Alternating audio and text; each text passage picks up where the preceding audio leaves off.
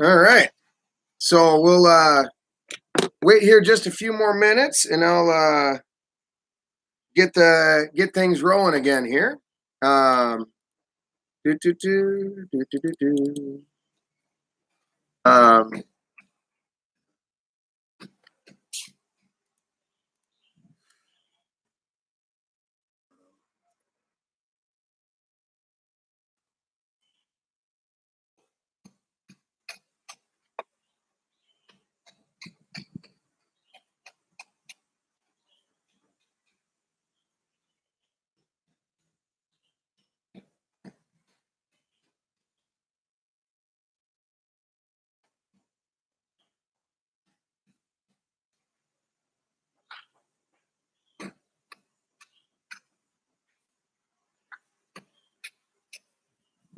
hmm?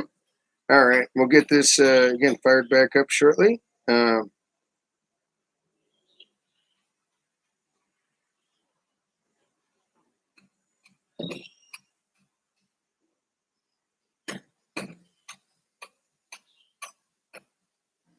Can't get everybody, but we'll do our best. All righty. Mm-hmm.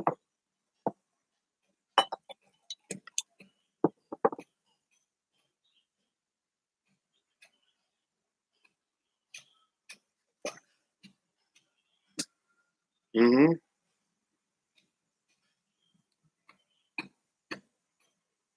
All right. Again, welcome back. Sorry about that. Right as I say, the internet isn't too shabby, huh? Yeah. So again, we're coming in from the last stream that cut off. It happens. Test my internet. 50 megabits a second download, 50 megabits upload. But here we are. So just forgive me for a moment. Thanks for your patience for just a couple seconds. I just want to again share this around the new stream. I meant to say with a few folks to make sure that we're doing good here. All right. Um, So, do do do do do do. Um, mm, mm. um, all right, we're getting her all put back together here. Um, Copy. Mm-hmm. Almost all set here.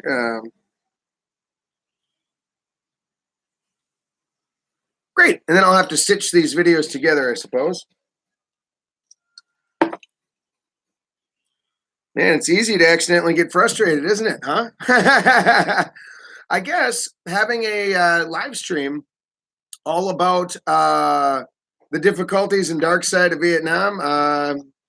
It's kind of fitting that it actually happened here. So, in this case, but so be it. We'll make her work. Um, and oops, switch to this one. Here we go. All right.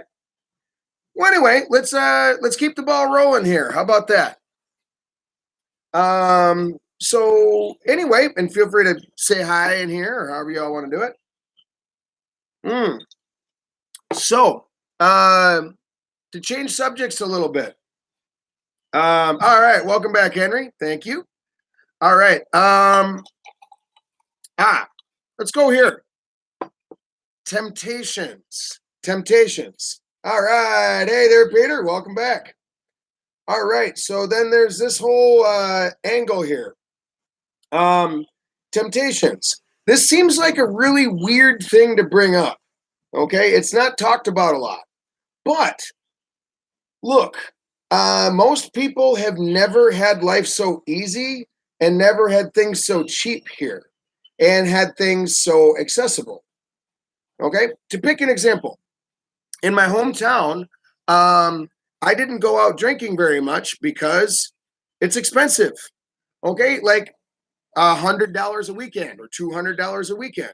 So as a result, like let's just say um, I'm not going to go to the bars and then just get totally hammered because it's $100. Okay. To contrast that, here in Vietnam, for $5, I can get smashed. And In America, I would have to, let's say, get a cab from my place all the way to downtown, then get a cab back, something along those lines. But in Vietnam, I walk out my door and in about 10 meters, 50 meters, boom, I'm at a bar. So the point being, there's beer everywhere. There's drinks and alcohol everywhere. And 7 in the morning, yep, there's dudes drinking alcohol. Yep. And at late into the night, there's people on the street that are going to wave you over. Yep, yep, yep. It's everywhere, which is a good thing in a lot of ways. Be that as it may, it's also a terrible thing. It can be a bad thing. It can burn you. Okay, especially if you're not used to it. For that matter, likewise, food. There's food everywhere here, way more than there is in America. Thankfully, a lot of the choices, yeah. Hey there, Dharma, missed the blue bus. We'll get it fired back up eventually. It's still alive, by the way, Dharma. The real reason Brad loves Vietnam.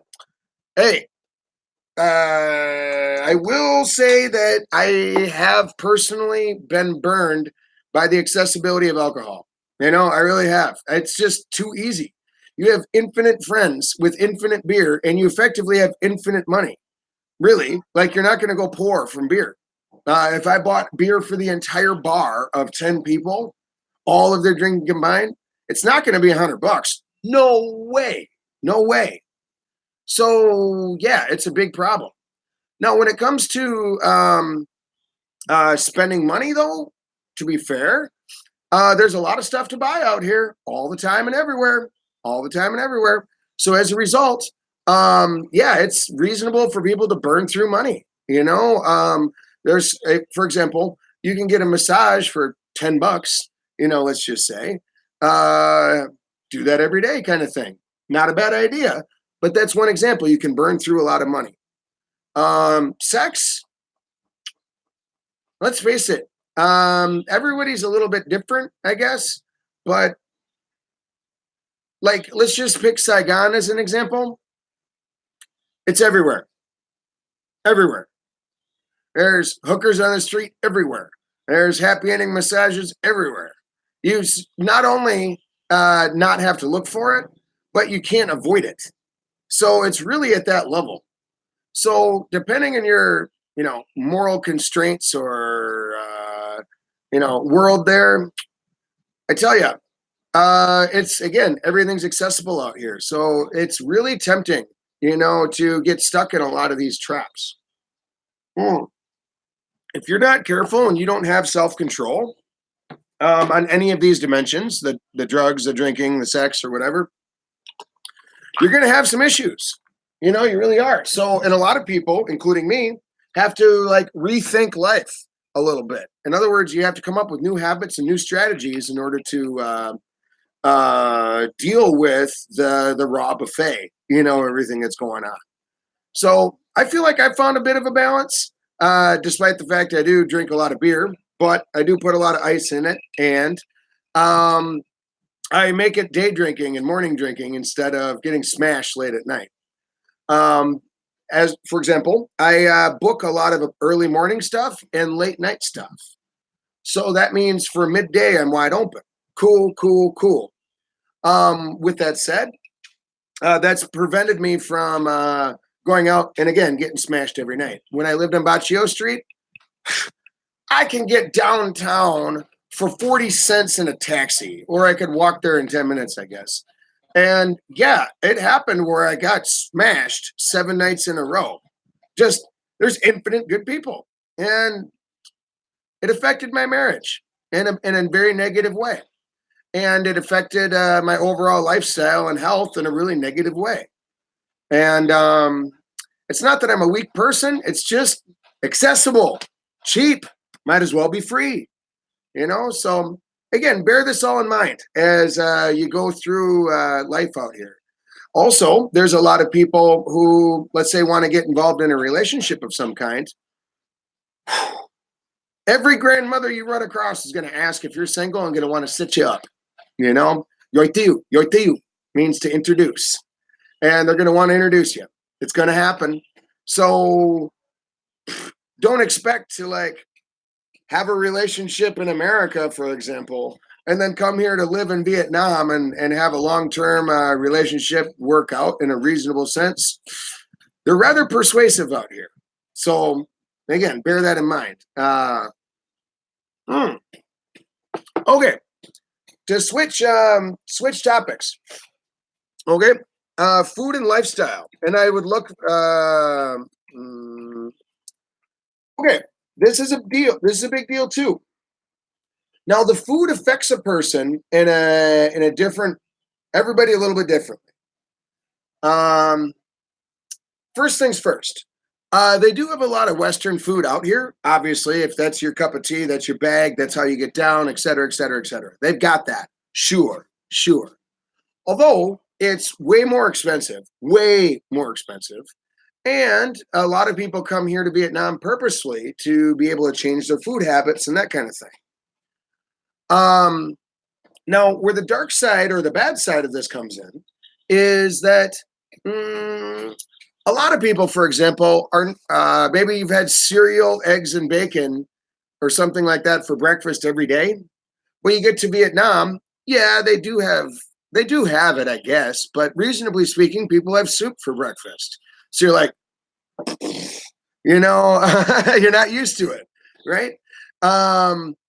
So there's definitely an adjustment period to getting used to a different diet, different tastes, different level of spice.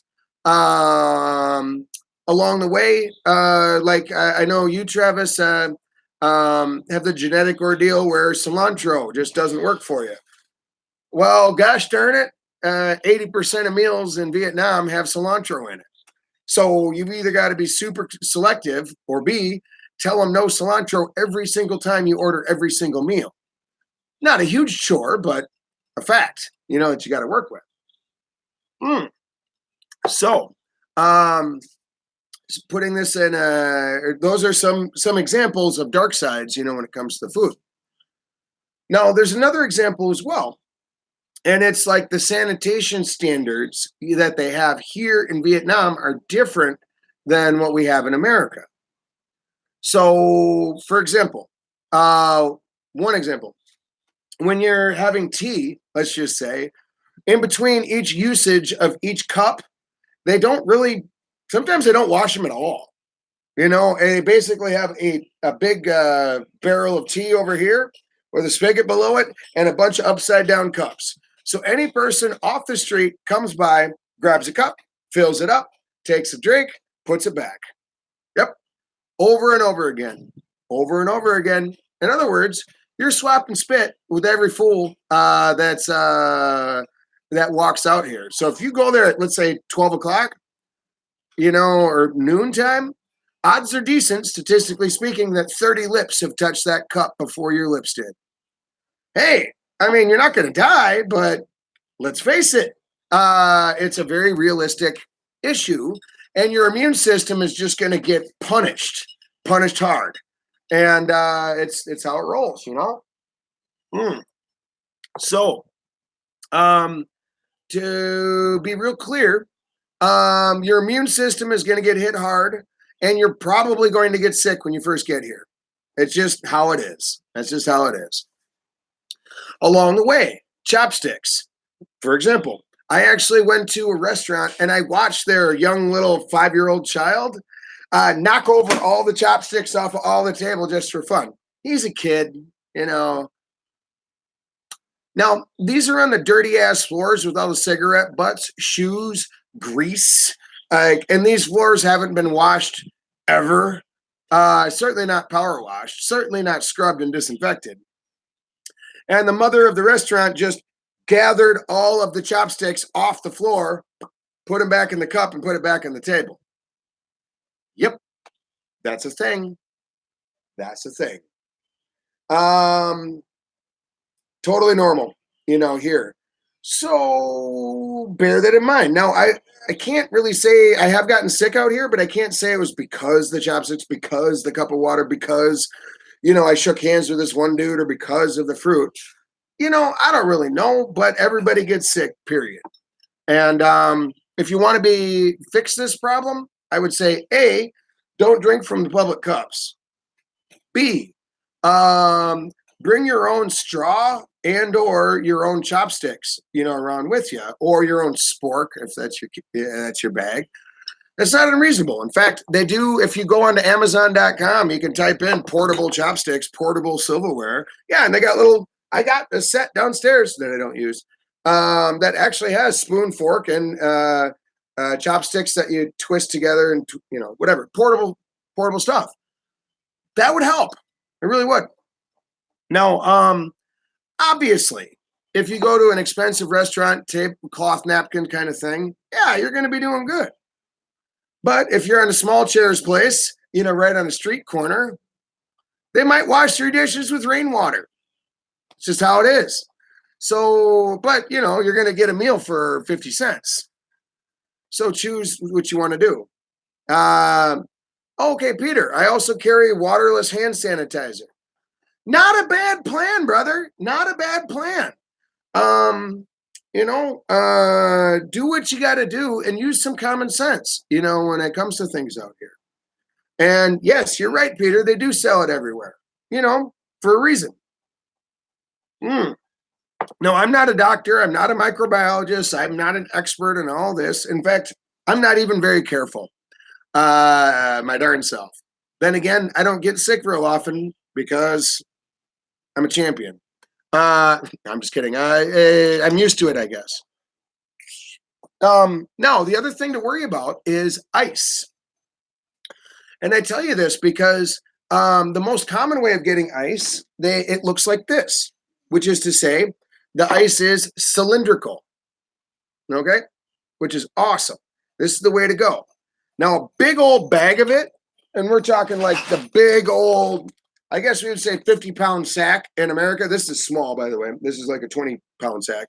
But a 50-pound sack is pretty cheap, like less than $2 for sure. So as a result, a lot of the places out here, the Quans, restaurants, etc., get it by the big bag delivered by motorbike multiple times a day. Cool. If your ice is cylindrical with a hole in the center, again, like this, you're good to go. This is, generally speaking, this means that it's made at a factory and so forth, and usage of pure water. Now, the other way of getting ice, what people do is they take a plastic bag, sort of like this. They take a plastic bag like this, fill it with water, and then tie it off, and then throw this bag of water in their freezer. Then take it out, whack it with a hammer a bunch of times, and then chip off the ice into your drink. Cool. It works. And it's free. So, yeah, there's a lot of people that do that, especially if you're buying a 20-cent cup of coffee. With that said, usually they boil the water first, but who's to know? So here's what I can say from my own experience. Once I started ordering coffee and drinks without that chipped off ice stuff, I've gotten healthier, meaning I don't have the runs anymore. I had the runs for like 4 months, and I changed that one thing, not having chipped off ice. Yeah, made a difference. Yeah, back to normal. Huh. So it's a small deal. It's a small detail, but it matters. Also, the reason that you get a lot of these, what do they call them? Immunizations ahead of time, including hepatitis A and B, is that can live in the water. That's mitigated if you boil the water, but obviously straight from the tap, that water hasn't been boiled. And if you get the slightest touch of a disease of some kind in a single pipe anywhere in this whole system, it's reasonable to get something as serious as hepatitis from drinking from the tap. To be fair, that's sort of true if you were to be in America too, drinking from the tap everywhere. It's on a long enough timeline, you will get sick as well. But regardless, you got to be careful about this kind of thing, just in general. Okay, so food, lifestyle, sickness, sanitation. Okay, there's other weird things. For example, at a restaurant, they put the bathroom inside the kitchen. It's so weird. So weird by an opposite of American standards. An American health inspector will lose his goddamn mind if he was here in Vietnam. Lose his mind. Out of all the places to put the damn bathroom, you've got to actually walk through the kitchen into the bathroom, use the bathroom, and in some cases, the urinals will just splash water directly onto the floor, and then all of their wastewater that they have for the kitchen, they just splash it right into the bathroom, right onto the floor. The bum gun that they've got just sprays right onto the floor. So then all the people that are walking through, you want to walk on that barefoot, by the way? No, you're going to wear your shoes. So you wear your shoes through the kitchen, go into the bathroom, splash, splash, splash, splash, splash, splash, splash, splash, and all the piss, shit, grease and bullshit. Yeah, yeah. And then walk out, wipe your feet on a little rug, and then splash, splash, splash through the kitchen. Yep, that's a thing. That's totally a thing here in Vietnam. Yep. I don't know why. I I have long since stopped fighting it. I don't know why, but that's how it is. Now you could lift your nose and say, "I'll never go to establishments like that." Cool. Vietnamese people will say, "What's the big deal?" Okay, but again, bear all this in mind. Now, since we're kind of going on this topic, bathrooms. Okay, bathrooms. Um, mm, these are different than America. Okay, and I'm going to write this. Vietnamese people love wet floors. Okay, nothing makes a Vietnamese person happier than having a ridiculously wet floor. Dry floors bother them. I don't know why this is true, but it's true. For example, yeah, like my buddy's house. I went into their. Well, let's start here. A lot of times there's not a partition shower in the bathroom. What that means is effectively the, what do you call it, the faucet, the shower head comes directly out the wall or as a handgun of some kind directly out the wall. And there's no, again, partition section. So you just shh, and your shower water and body juice, it goes all over the floor. Yeah, totally true. Totally true.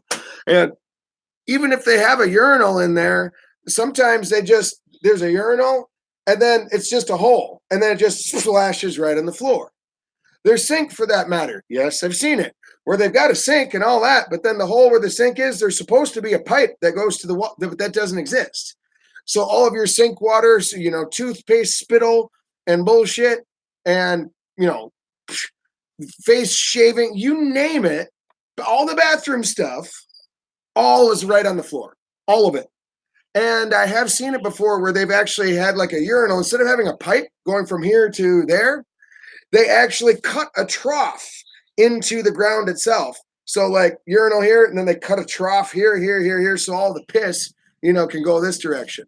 On top of that, maybe they'll have a drain, but the drain will be on the opposite side of the bathroom.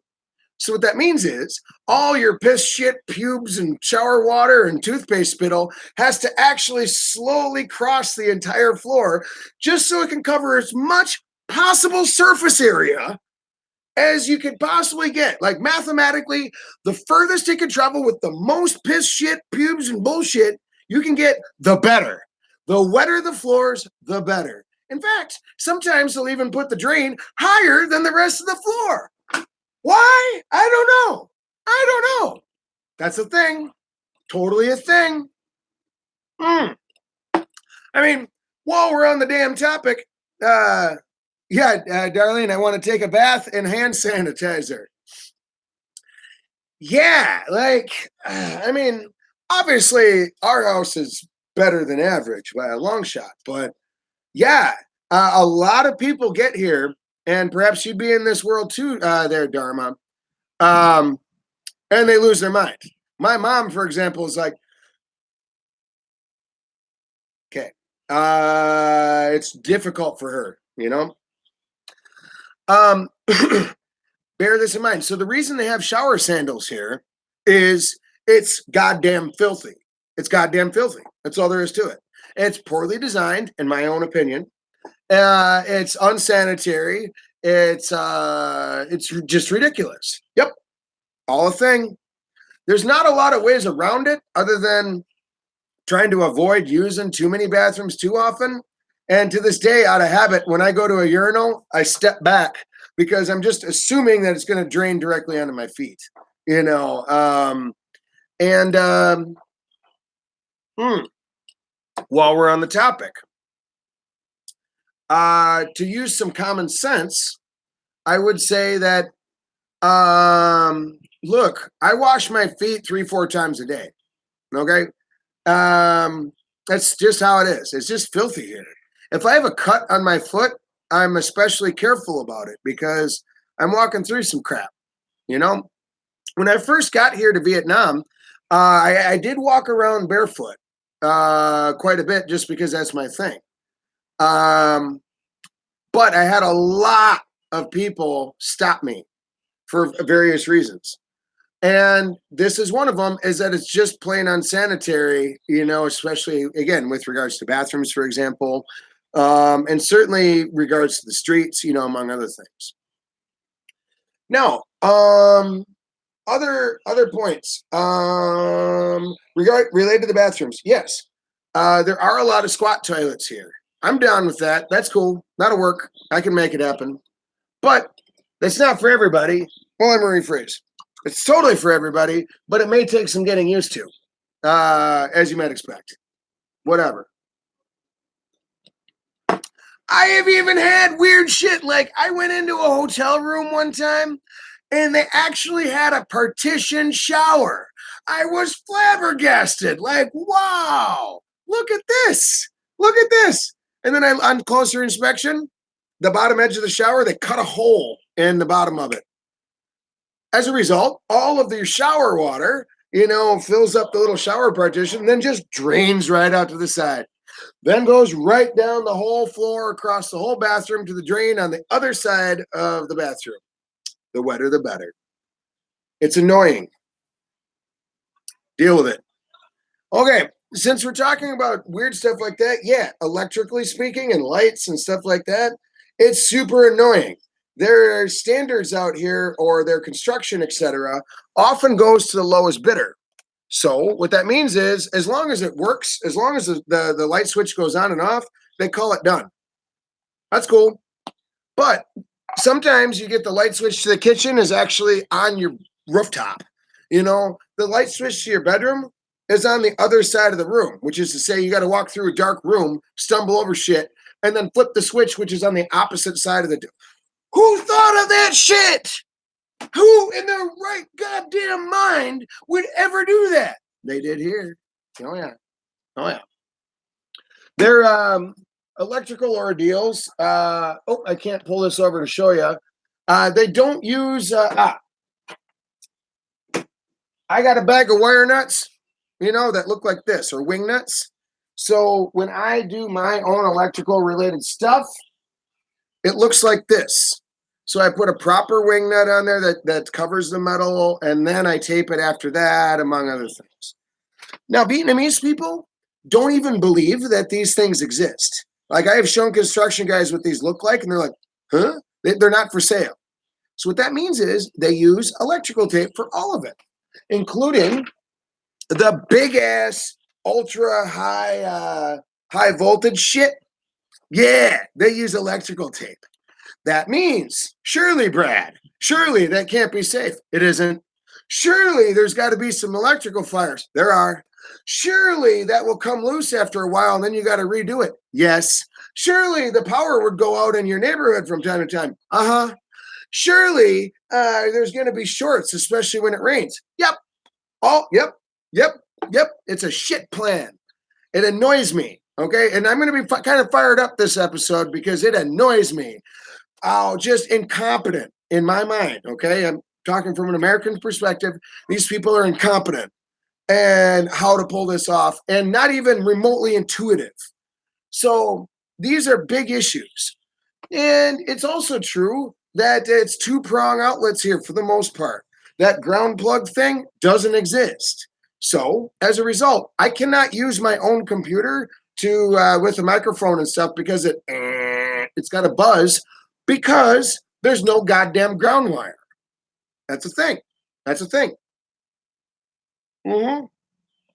And yes, people die from electrical stuff here from time to time. In fact, because they don't have GFCI outlets. By the way, what GFCI outlet means is that if there's a short in the system somehow, for example, you drop a hair dryer in a bathtub for whatever reason, yeah, it will notice there's a short, and then it will cut off. It will stop. So it's got a fuse in there, more or less. Okay, that all makes sense. In fact, is legally mandated in the United States, not in Vietnam. So what that means is, theoretically, if you dropped your hair dryer in a bathtub, let's just say, that would be weird, but let's just say, you would die. Okay? I want to be very clear about this. You would die. It's a thing. Their hot water heater, while we're on it, sometimes it does happen that these get old and they short out inside the hot water heater. It does, and then all of a sudden the water coming out of the shower head is electrified. Yep. So there you are taking a shower, and all of a sudden you get electrocuted from your shower water. Totally happens. I don't know what the stats are out here. Way more than zero. Die from this exact thing. So those are some examples. How do we fix this? Well, in my own house, when I move to a new place, I inspect, check, swap, and change every single light switch, bulb, and every wire in the house. You know, a few examples in my own house here right now include they put a goddamn outlet right underneath the water, the hose water spigot. Surely that can't be safe. Surely, if some water drips onto the outlet, that'll short the whole damn thing. Oh, yeah. Our outlet for the water heater is placed 1 meter from the tap. Yeah. Mm-hmm. In my own case, as another example, the switch to turn on our water heater at previous house, there is like 12 wires that feed from the outside high voltage power lines that come into the bathroom, inside the bathroom, underneath this damn thing. So you got to imagine a web, and it's more than 10 wire, altogether. It's like a web that looks like this of exposed ass wires. And you've got to fish your wet hand through there with all the exposed shit left and right, then flip the switch on. I started doing it with a piece of plastic after a while because it's just damn dangerous.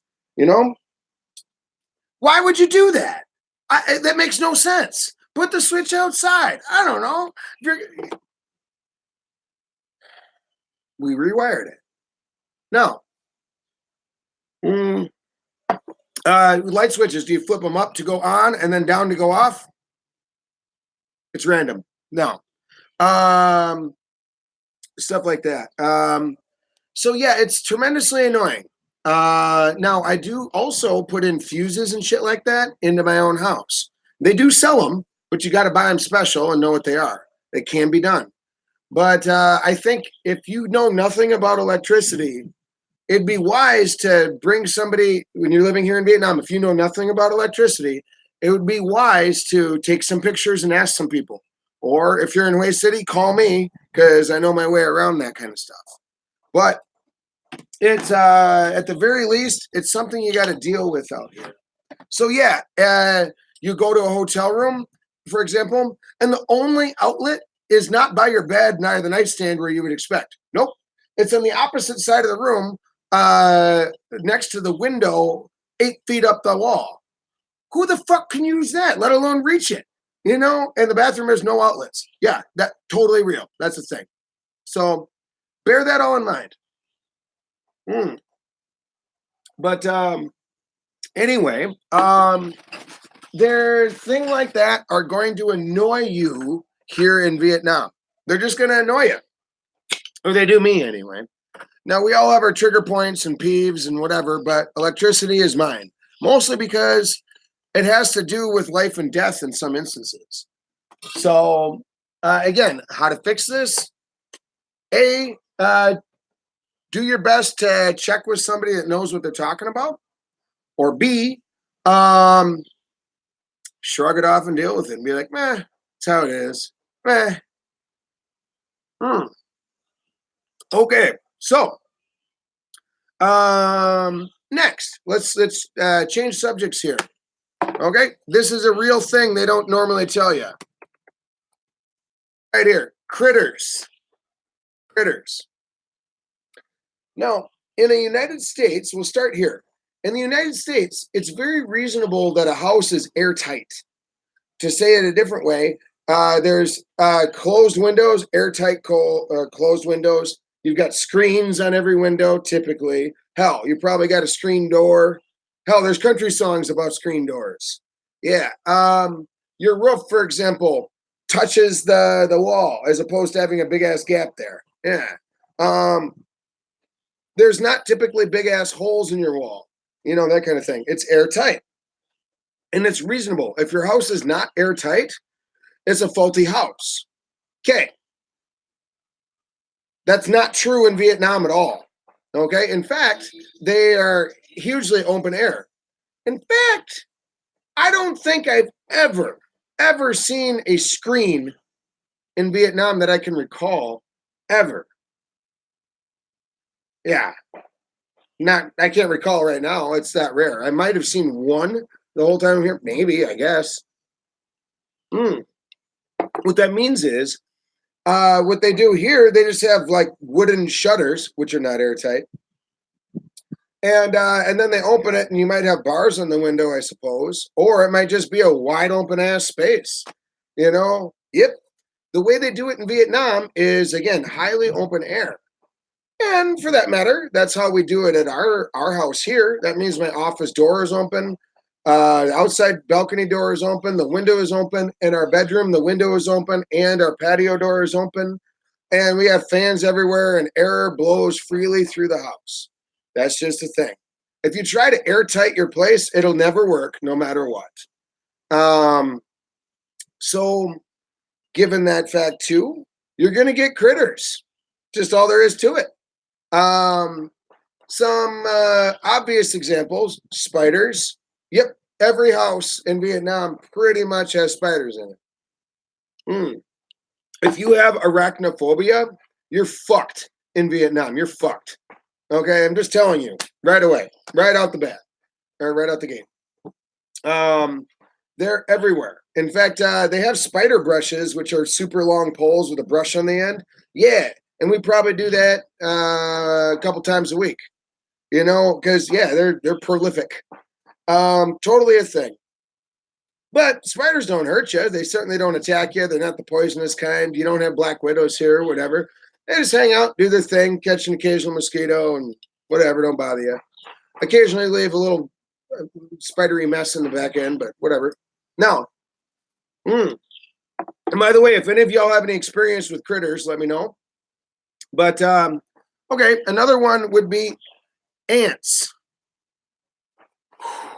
That's a big thing here. Now, unlike America, where we have winters that kill off all mosquitoes in the winter effectively, and certainly slow the ants down in the winter, slow down a bunch of the other bugs, critters, etc. That's not true in Vietnam. What that means is insects, including mosquitoes and ants and cockroaches, can live all year round. Yep. Totally a thing. And while we're at it, ants, for example, they get in everywhere. The odds of sealing off your house such that ants can't get in is 0. There's no chance. You're going to avoid them all. On top of that, like with tiles, for example, like let's say there's tile on a wall.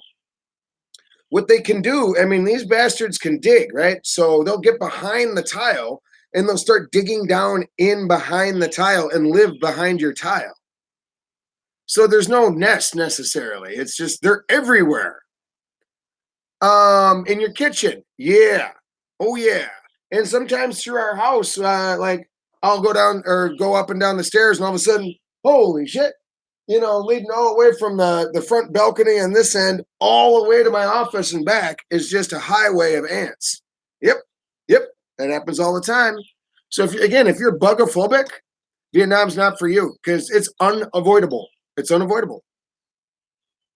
Mm. Now there's solutions by all means. Now, how do you handle ants? Well, here's the main ones. Here's the main points. Point one. Um, don't have any food out of any kind. No leftovers on your counter. No leftovers in your office, desk, by your bed.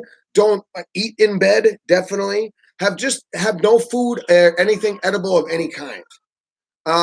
Certainly, like if you got a Coca-Cola and you spilled the Coca-Cola, oh yeah, within hours it's going to be covered in ants. They're aggressive, so don't have any messes. Two, hot glue. Hot glue is where it's at.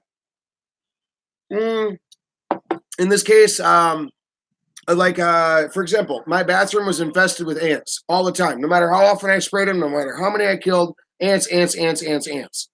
So in this case, and yes, they live behind the tile in this case. I took a hot glue gun and I hot glue gunned the entire top of all the tiles. They can dig through dirt and through cement, and they can dig through grout and stuff like that, but they can't dig through hot glue. No way.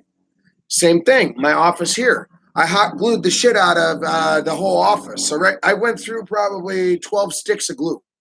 And once I glued the shit out of it, no ants anymore. Sweet. They got nowhere to live, nowhere to go. Everything's cut off and whatever.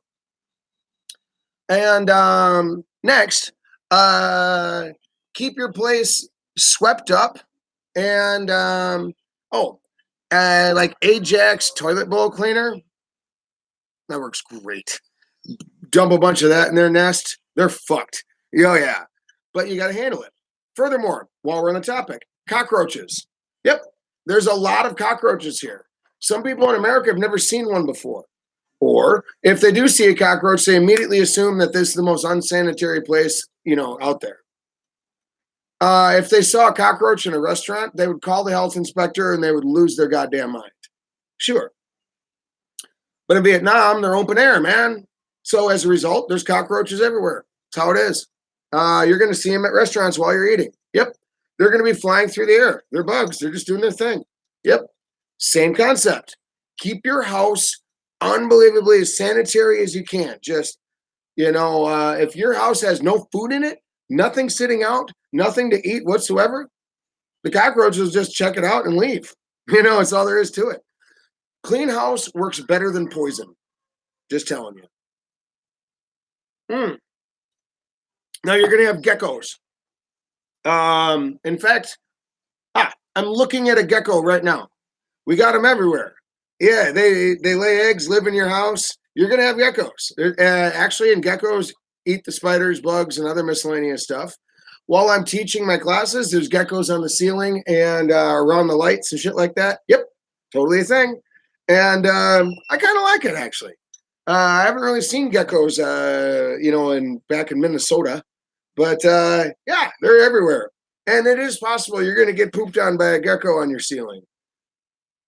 I count that as a win, So, yeah, and rats and mice. They're more prevalent here than they are in America, for sure. So, glue traps. Glue traps. Oh, yeah. These are terrific. Mice are smart, and they'll figure out every trap you can give them. Glue, they're fucked. Yeah, that works every time. Every time.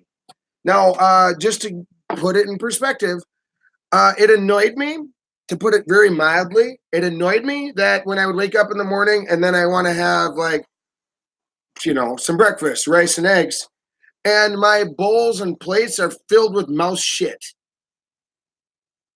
To put it very mildly, it annoyed me.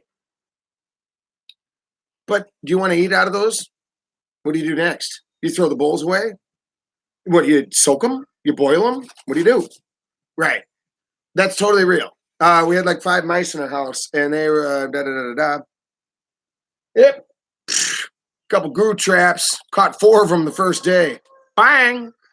So yeah, and after that, never had a problem again. So there are ways around it, and by all means, the Vietnamese have been dealing with these critters for years. So if you try to approach this with an American mind, an American critter standpoint, it's going to be tough. However, if you approach it from the perspective of a Vietnamese person, gecko. Okay, Darlene, gecko scared the shit out of me the first day in Guam. Yeah, oh yeah.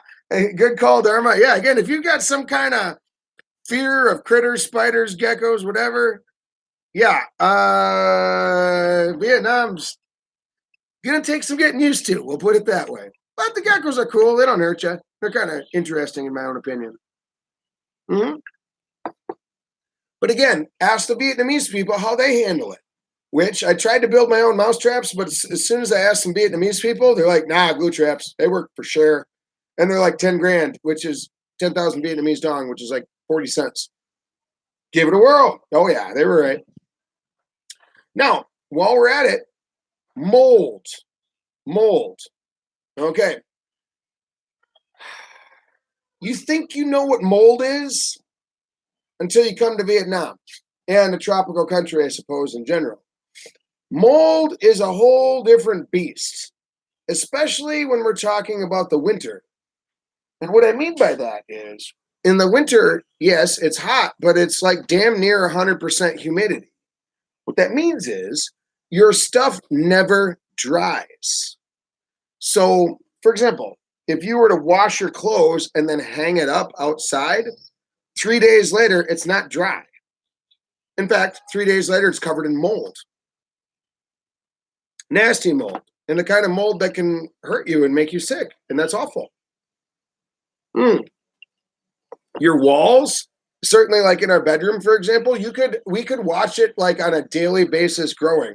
Our ceilings, will have like one spot of mold like this big. The next day, it's almost double. I mean, a week later, and it's like, as big as my shirt. Yeah. And it's like a black, sticky kind of mold. And no, you can't just like soap and water this. No. It's everywhere. And it takes off like you wouldn't believe. Totally a thing. And it's unhealthy. It's unsanitary. And along the way, if you touch it with your body or arm, it will like stain your arm and clothes black. Oh yeah. And again, it's unavoidable. If you're an anti-mold person, Vietnam is not for you. In other words, if you want to see zero mold, Vietnam's not for you. In the meantime, I did want to say like there's one product right here. Vim. Again, ask the Vietnamese people, what do you use? Am I the only motherfucker that's ever had mold? No. Okay. How do you handle it? Well, this is the stuff. And there's one more. It's in the blue bottle. What's it called? I'll think of it in a moment. Or put it in the show notes. Ajax, Vim. I'll think of it shortly. But anyway, I can picture it. But regardless, they've got stuff to handle the mold where you mix it with water. Better wear a goddamn mask, and some gloves and shit. But yeah, it gone instantly. So yeah, they do have Vietnamese solutions for this, so it can be done. But it's everywhere. Now a lot of times you'll notice in Vietnam they just have thin mats or really thin mattresses to sleep on. Reason being, normal mattresses mold, and once they mold from the inside out, it's fucked. You got to burn it. That's all there is to it. Your clothes will mold. Like you wash them, or let's say you go and you get them wet because you were out in the rain in December. Bring your clothes home and hang them up. They will not dry. In fact, tomorrow they're covered in mold. What do? Yeah, it's tough. You could get a hairdryer. Yeah, that does work. And a shitload of fans. That's for damn sure. but you've got to pay really close attention to it in a way that you'd never had to pay attention to it before. Also, having to do with the humidity, mold, and stuff like that, furniture. You'll notice that furniture in Vietnam is often made of wood, which makes sense. In this case, the reason being, wooden furniture can last for 100 years. A plush cushion couch, like you would normally buy in America, will not last a year. Nope, won't last a year. Not in this environment, no way. It'll mold from the inside out in a way that you can't possibly clean. Yeah, I mean, short of, I guess, opening up every single cushion and sanitizing it, burning it. I don't know, restuffing it. I don't know how you do it. Effectively rebuying the couch, So cushy furniture and cushy mattresses and comforter blankets and stuff like that. No, not a thing in Vietnam. No way. For practical reasons. It's because it's impractical. While we're at it, the idea of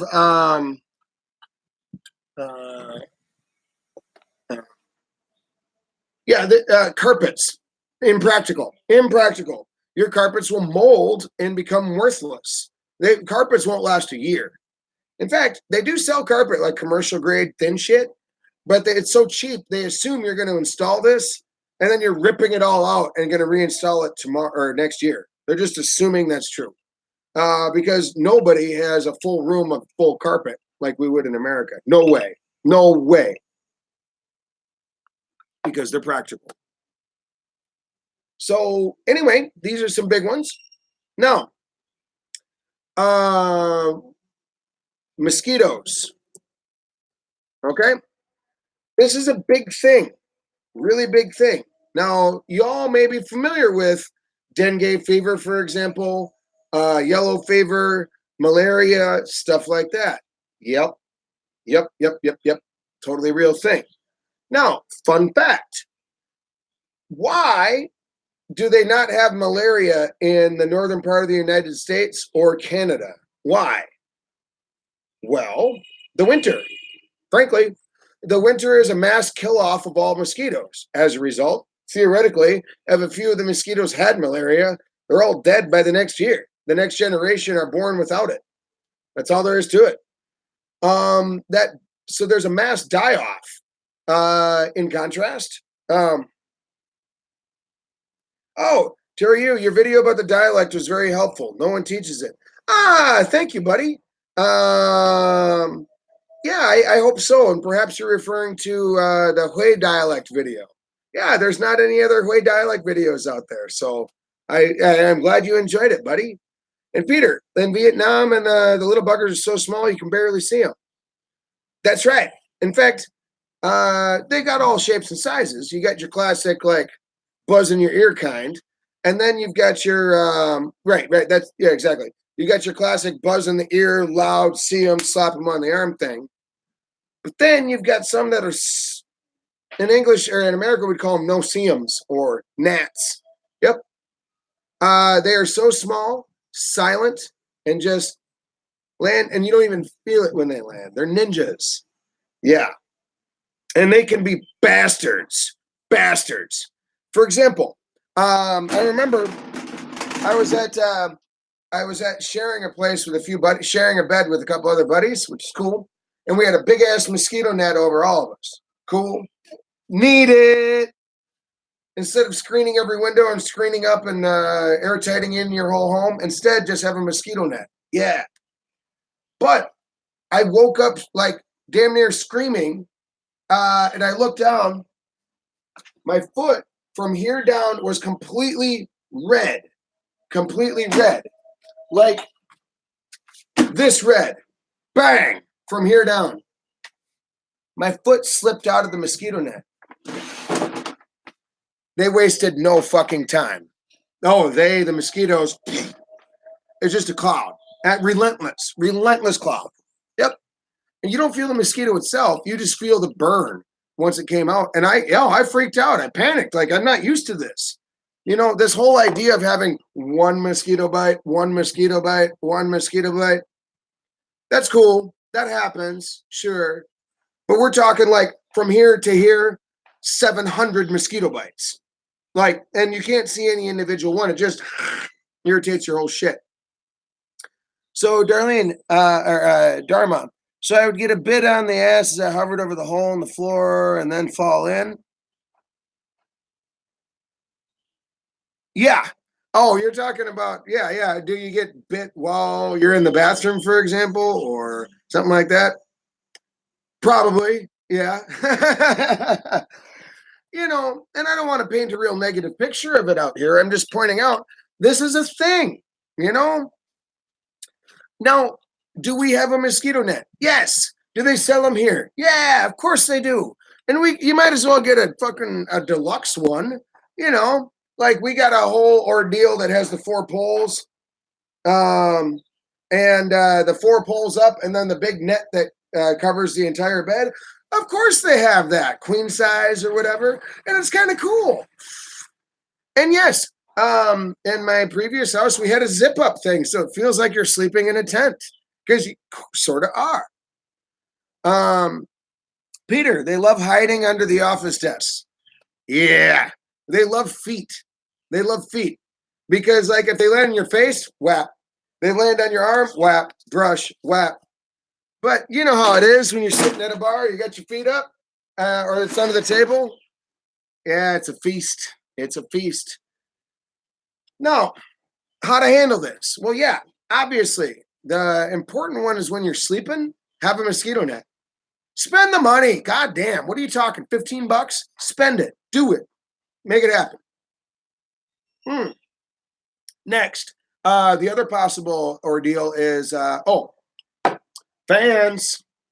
Now, here's the thing. Whoops. Right here. If you got one of these bad boys staring right at your face, they can't land on you. So, we actually have 2 fans in our room, but one of them, I don't even do the swivel thing. I just point it directly at me, blowing over my whole body. And as a result, don't have mosquitoes can't land, especially those little bastards. They try to get close and they're gone. Sweet. So yeah, better yet, do both. Mosquito repellent is useless. I'm just going to tell you right off the bat. Even if you have the DEET and the poison and this and that, it's not useless, but it's a start. But meh. Reminds me of Alma. Yeah. Yeah. Alma is, you got the mosquito, or you got the Mississippi River there, that Dharma. So yeah, I wouldn't doubt you. Now, is malaria, dengue fever, blah, blah, blah, a thing? Yes, but less than you think. For example, like in this city of 350,000 people, I think there was like 2 cases of dengue in the last 2 years, something like that. And yes, they know how to treat it when you're at the hospitals here and that kind of thing. And yes, it sucks a lot if you get dengue fever. Plan on, 1 month is fucked. Right out the gate. 1 month's fucked. And you're probably going to lose about 30 pounds. Hey, in your case, Dharma, that'd be dangerous. You'd probably die. Yeah. But regardless, that's rough. But yeah, by doing a couple things, mosquito net, live in a city area, you're doing fine. And last thing about the mosquitoes, obviously, dusk is when they really come out. So in my case, I got a double problem of, if I'm drinking all afternoon, by the time 6 o'clock hits, I'm usually in the bag and stop caring. But that's also the time when the mosquitoes come in.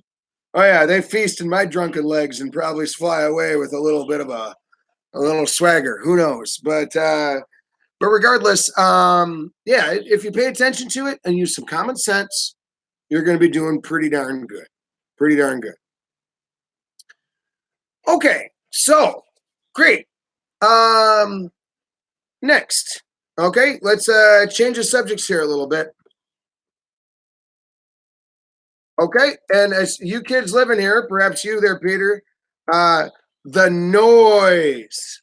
The noise. Okay? This is louder than Mexico. This is the loudest country in terms of, let me say it correctly. There is sort of loud, like I talk loud, for example. Sure. But am I going to pop your eardrums? No. Okay? There's this kind of loud, and then there's like ridiculously loud and annoying loud. For example, karaoke music going on at your house or in your neighbor's house late at night. Yeah, that sucks. Okay? Dogs barking and waking you up, sure. That's a thing. People talking and having parties, especially on soccer time, World Cup. Yeah. Yeah, you're not getting a good night's sleep for the World Cup. Just block off that part on your calendar with black. Yeah. No, they're going to be up screaming all night. But this is the tolerable kind of noise. And around my house, construction noise, stuff like that is pretty common. Surprisingly, today is the quietest. Okay, cool. Now, bearing all this in mind, there's the next level of noise, which is screaming level. Okay, we're like talking going to a concert, the screaming level, let alone screaming in your ear and things like that. That's a thing. Okay, the kind of loudness that makes your brain hurt, the kind of loudness that makes you slam your hands on your ears, and the kind of loudness that makes you cringe and your soul starts to die. Okay. Then there's another level above that, which causes actual hearing damage. Like your ears ring. Like this is the equivalent of a grenade next to your head. This is like the kind of noise that is like, I was at the front row of a Seven Dust concert.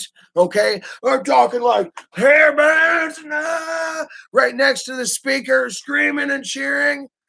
That loud, plus 20%. Hey, Rachel.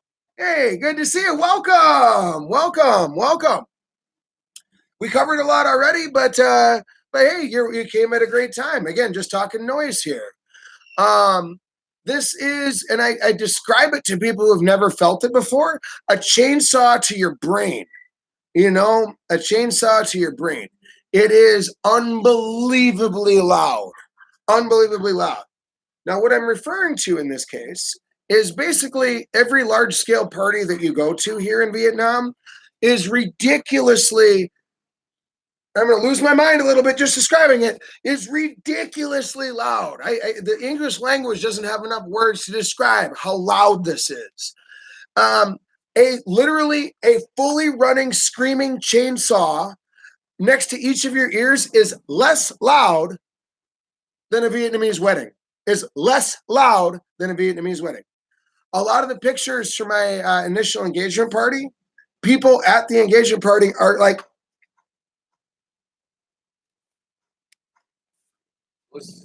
eating their food. Yep, it's that loud. Hey, xin chào. Oh, hey, yeah, that you take. Yeah, so, nhà này là YouTube. Yeah, và đang nói về cuộc sống ở Việt Nam đây. Yeah, về thuê nhà. Yeah, bà có nhiều người mà bà đang ghé bé vì ít bán muốn đang sống đây ở Huế đó. Yeah, và nhiều hơn bán muốn sống đây. Yeah, so thú vị quá. Yeah, có muốn ít soda hả? Yeah. Stand by. Yeah. Yeah, come on in now. Yeah. All right. Yeah, xin lỗi, xin nói bằng tiếng Anh với họ. Yeah, so the landlord here, yeah, he's a super nice fellow. Surprises me every now and then when we got an apple full of weed right here. But regardless, I was going to say, swings by from time to time, and he owns the place and is the police inspector, She quản cảnh sát đó. Yeah. Mm-hmm. Anyway, so getting back to it a little bit here about the noise, it's super loud. In fact, this is one of my probably number one. Yeah, I do a lot. Yeah. Yeah, biết rồi, yeah, nhận đúng rồi lần. Yeah. So, but for example, I cannot go to weddings very reasonably because I lose my goddamn mind. I lose my goddamn mind. It's to the point where I have to either choose to get apocalyptically fucking smashed. Hmm? À, well, đã thêm nước hôm nay rồi hả? No, yeah, hôm qua rồi. Yeah, và sáng nay chưa? Yeah, chiều nay trễ. Yeah, so nên là đó cả sức khỏe bây giờ. Yeah, forgive me. Yeah, just trying to be friendly. You know how that goes. If you're going to make the police inspector and your landlord happy, you may as well, huh? Chỉ ngồi một xí nơi xuống nắng đầu Well, tại sao vậy mà tội mã rồi? Yeah, đúng rồi. Yeah, go, yeah, go eat a day. Yeah, the cái nữa, yeah, sức khỏe hơn hả? Yeah. Oh yeah, no, thêm nước hàng ngày, đúng rồi lang hả? Yeah, this is how so he wants to make sure that yeah, biết rồi, yeah, hôm qua đã làm bà hàng ngày. Yeah, hàng ngày đúng rồi lang. Yeah, sức khỏe hơn hả? He just wants to make sure his upstairs garden plants are doing good, which makes sense, and obviously we take good care of them. We do our darndest, so yeah. That's going to be another, not downside, but an interesting side. Yeah, is neighbors coming by, huh? Bye. All right. Yeah, come on down, eh? All right. Yeah, I'm going to blast you. Yeah, nice fellow. Hey, yeah. And yes, Dharma, thanks for bringing that up. True. It's about the noise from my parties is way less than a Vietnamese wedding. Now, it got to the point where I start to cry, like not because I'm sad. It's just I am sad, but I actually misty-eyed and tears stream down my face.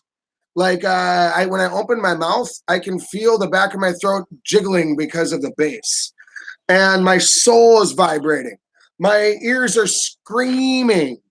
And as a result, from two people talking from here to here, it's impossible. It's louder than the loudest bar you've ever been to. So as a result, on top of all this, to communicate, people have to actually scream, grab you by the ear, grab you by the face, and scream directly into your ear as loud as they can in order to say hi. How? It sounds like that. Yeah, that's normal, okay? And it's weird to me. This blows my mind. This is one of my peeves. This is the one thing that I hate the most. I'll put it nice and simple. I hate the most is the fucking noise. It is so unbelievably loud. Unreasonably crazy fucking loud. And I don't even want to go to a wedding because I know it's going to ruin me. And I'm going to be exhausted after like 15 minutes, but a wedding's 8 hours. So, no, this is a good example of a very, very difficult situation for me. In this case, too, the way that I can handle it, the best way to do it is if I get apocalyptically smashed, like super smashed, and just like I'm blowing a 0.2. And then I walk in, I'm like, at least I can kind of tolerate it a little bit. So literally, I would buy a big bottle of vodka, and I would sit there outside of a wedding like an hour in advance, and then just start chugging the vodka in order to get smashed before I walk in. I've also wound up cotton, lick it, and then earplugs in, and then have to wear a bandana over my ears in order to be able to cover this. It doesn't make it less loud. It helps. At least it dulls the blades of the chainsaw cutting my brain. Now, while we're on the topic, the goddamn for some reason, Vietnamese people don't understand this at all. And two funny things. I said to my brother Mike while we were traveling around the world, hey, you know how you can tell when you're in the first world country and third world country? Because first world people have a fucking brain, And for example, we went to Dubai, and I'm like, listen to the speakers. and they're playing music and everything sounds great.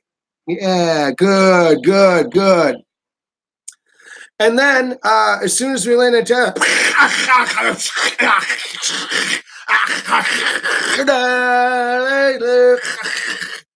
that's called clipping. That means that the sound is too loud for the speaker to be able to handle. As a result, it sounds like dog shit. Yeah! Yeah! Every speaker in the entire country sounds like dog shit because they tried to turn it up past the point that your ears can actually handle it. Yeah. And hey, Rusty, welcome back, buddy. Yeah. Oh man, the fucking noise. It is unbelievably loud. And it breaks the speakers. It wrecks everything. Yeah. And it sounds like shit. Yeah. And then when you go to Vietnam, it's even worse. Even at a wedding, they'll have a 10-foot speaker, which could easily pump out 140 decibels. So they turn it up to that 140 ear splitting and then give it another 20% because it doesn't sound like shit yet. That's what it sounds like. Screaming, cut out shit. So as a result, my let's just say, to pick an example, my engagement party video was so the music was so fucking loud they couldn't even record a reasonable video because so loud it was clipping the microphone on the damn camera. They turned the gain down to like -50. Doesn't matter. It's so unreasonably loud that you can't record any audio because it just sounds like I love you. That's what it sounds like. Yep, all the time. All the time. I don't understand this. It pisses me off. I hate it. This is the one thing I hate about this this whole thing. In fact, get this. I even asked Vietnamese people, hey, do you think having like chainsaw to the goddamn brain is a good thing? Which in Vietnamese sounds like, yeah, ở đây là tốt quá, dạ ở đây là còn thật không? Dạ vì là thôi không tiếc việc và thôi không tiền nghĩ và không tiền nói và không ai có tiền nghe. Yeah, nên dạ nghĩ mà tốt không? Zero people have ever said they like it. Isn't that weird? Zero people have ever said that they like loud music. Zero. Ever. In fact, I went to a wedding where they didn't have a DJ and didn't have a sound system. Best wedding ever. I could actually talk to everybody, and I stood there. I stayed there the whole day, and it was great. Yeah. And I even asked people while I'm there, like, isn't this a pleasant experience? In fact, this is how we do it in America, where you can sit greater than 3 feet away and talk at a normal voice and hear each other. You know, I didn't think that was a thing or a requirement, but now that I'm sitting here, yeah, apparently that's an ordeal. And every single person, 100%, is like, yeah, this is really nice. Wow, this is way better than any other wedding I've ever been. I'm like, put 2 and 2 together, folks. Fuck, come on. Am I the only guy that thinks that this is a... Gosh darn it. In fact, it was so bad at my own engagement party, I specifically had to tell the DJ to turn that shit down. In fact, I told him, I will not pay you if you turn it up. He didn't listen. He's just like, this is how all weddings are. And I cannot demonstrate or recreate the loudness of this very easily, but my wedding, I put my foot the fuck down. Like, I actually got out a scissors and I'm like, I will cut your wires off your speakers. I will kick them off the stage if you turn it up loud. In fact, my dad ended up having to go up there and tip him like $100 to shut the fuck up. So we got a DJ and it was weird. We have to pay him more money to shut up. That sounds weird in America. That's what you got to do in Vietnam. They're ridiculous. So we let them have 3 karaoke songs. And yes, while we had the microphones, they turned it up to 170 decibels. So you couldn't understand what people were saying very clearly. Because it crackled out because, too fucking loud. Mm-hmm. Now, When I go to the bar over here, the bar next to it, yep, they got a speaker. Yep. And they turn it the fuck up. Yep. And it sounds like shit. Yep. And it's so loud I can't even walk outside of the place. Yep. Yep. Yep. They do it every day. I'm like, is my hearing different than yours? Jesus. Okay.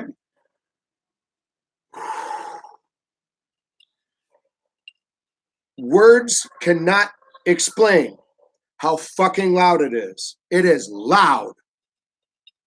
Man, I should have checked the thesaurus before coming here.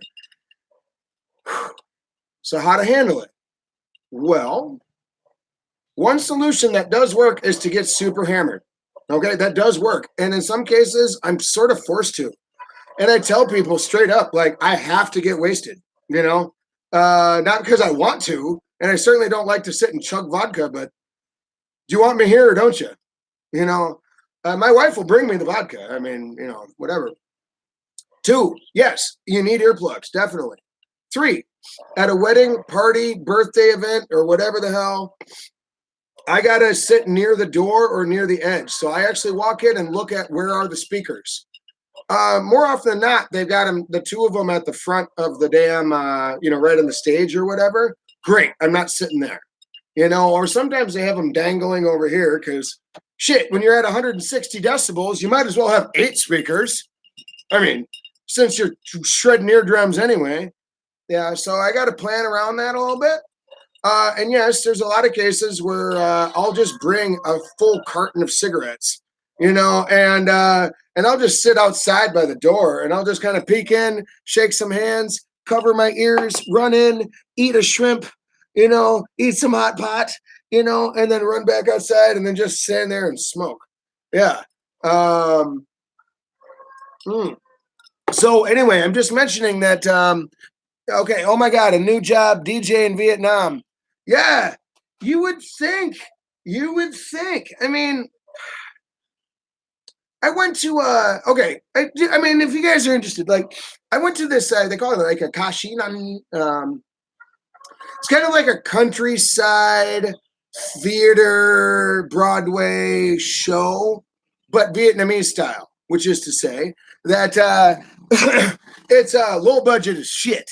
And they had like a single goddamn electrical wire, one wire that they're using to power 8 speakers and the lights and the spotlight and their entire sound equipment setup and the bass and the blah, blah, blah, blah, blah, blah.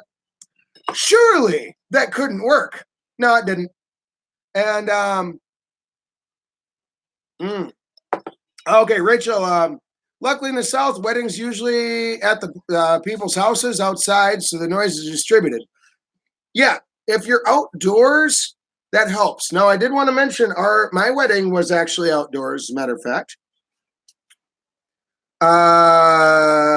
So it helped a lot. In other words, if we were indoors, you're right, it would have been even louder yet, which I can't fathom.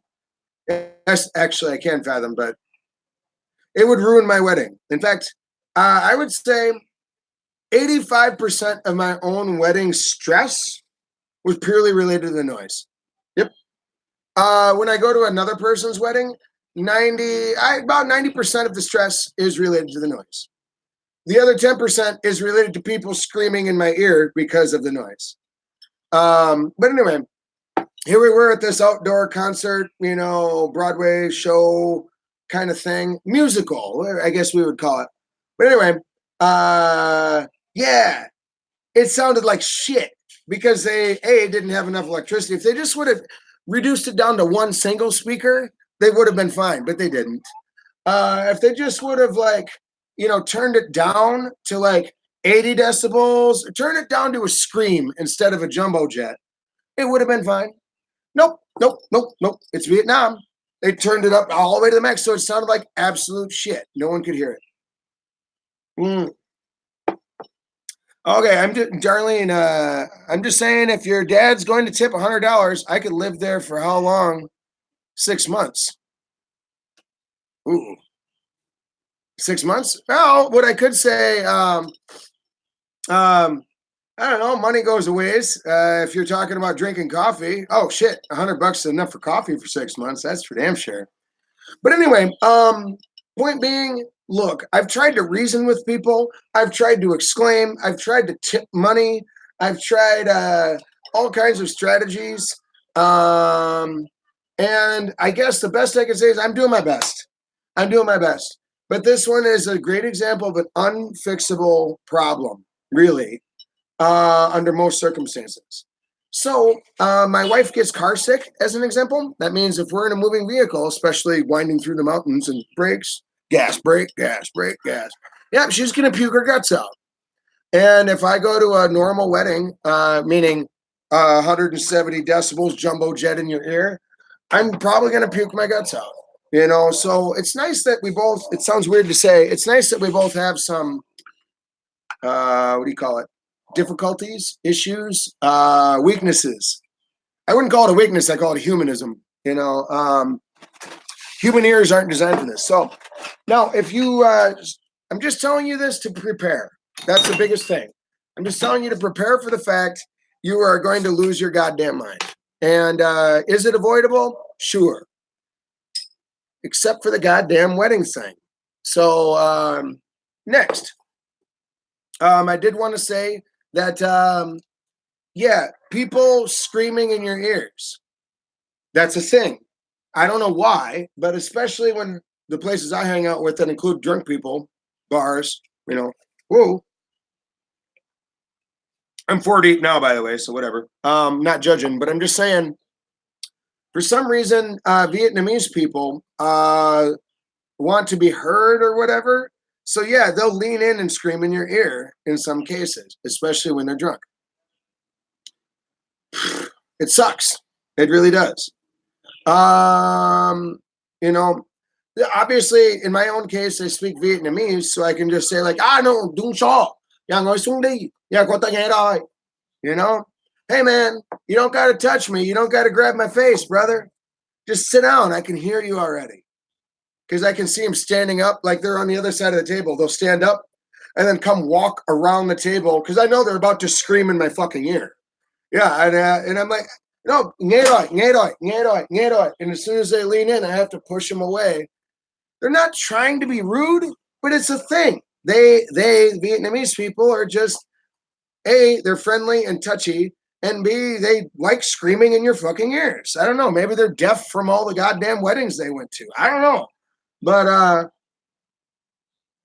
that one, I would lose my mind. And yes, I've out of the hundreds of times people have screamed in my ears, it's only happened twice that I actually got aggressive. Where like, especially when I'm not expecting it. Coffee? No, I'm drinking scotch at the moment. Love your mom and dad. Hey. Thank you, Dharma. But anyway, it's when I'm just sitting there, listening to the birds. Life is good. Cicadas are out today.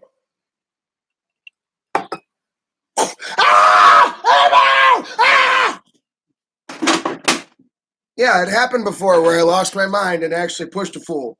You know, stood up and like, what the fuck, dude? Like, I can hear you. You don't got to scream in my ear and sneak up on me. Like, why would you do that? That makes no sense. No one in my entire life, in America anyway, has ever snuck up on me and then immediately screamed in my ear. I don't know, is that entertaining to you or what? Like, I got to calm down. It's loud. Super loud. Don't let that stop you from coming here to the country, but use some common sense. Now, this is another, I'm going to switch topics a little bit. Okay? Touching. Now, ironically enough, for women, this is less of an issue than it is for me as a man. Ironically enough. Now, the other, that's a precursor. It's for men, it's worse than women, okay? Because they respect women. A lot of women don't even shake hands. They just bow and keep your distance, and that would be rude, et cetera, et cetera, et cetera. Believe it or not. But with a dude, I'm going to put my arm on your leg. I'm going to like rest my head on your shoulder and scream in your ear, while I'm standing here. I'm going to stroke your face while you're talking. Yeah, I'm going to run my fingers through your hair while you're talking. I'm going to shake your hand and not let go. I'm going to hang on to your hand. Oh, yeah. And keep shaking for 3 minutes. First one to let go loses. Yeah. So anyway, good to meet you. So hold your hand, hold your hand, hold your hand. Is it clammy? Yeah. Is it uncomfortable? Yep. Is it necessary? Nope. Is it friendly? For them, yes. For me, no. Yep. But that's a thing. That's a thing. They're gonna shake the piss out of your hand. Oh yeah. And and while we're at it, touching and all they are touchy. Like I didn't think I had real issues with personal space until I came to Vietnam. Holy shit. Yeah. Yeah. To give you some examples, well, okay. First, another preamble. My life I speak Vietnamese fluently and I hang with Vietnamese people at bars and speak Vietnamese fluently. And so as a result, the conversations we have are far different and vastly different than an expat. Hello, Xin Chao, Toi Tan Ba. Okay. And that's it? That's the extent of your integration? Right. Well, your experience is going to differ from mine. Okay. In other words, if I'm sitting there for 5 hours talking in Vietnamese with Vietnamese people and becoming good friends with Vietnamese people, well, yeah.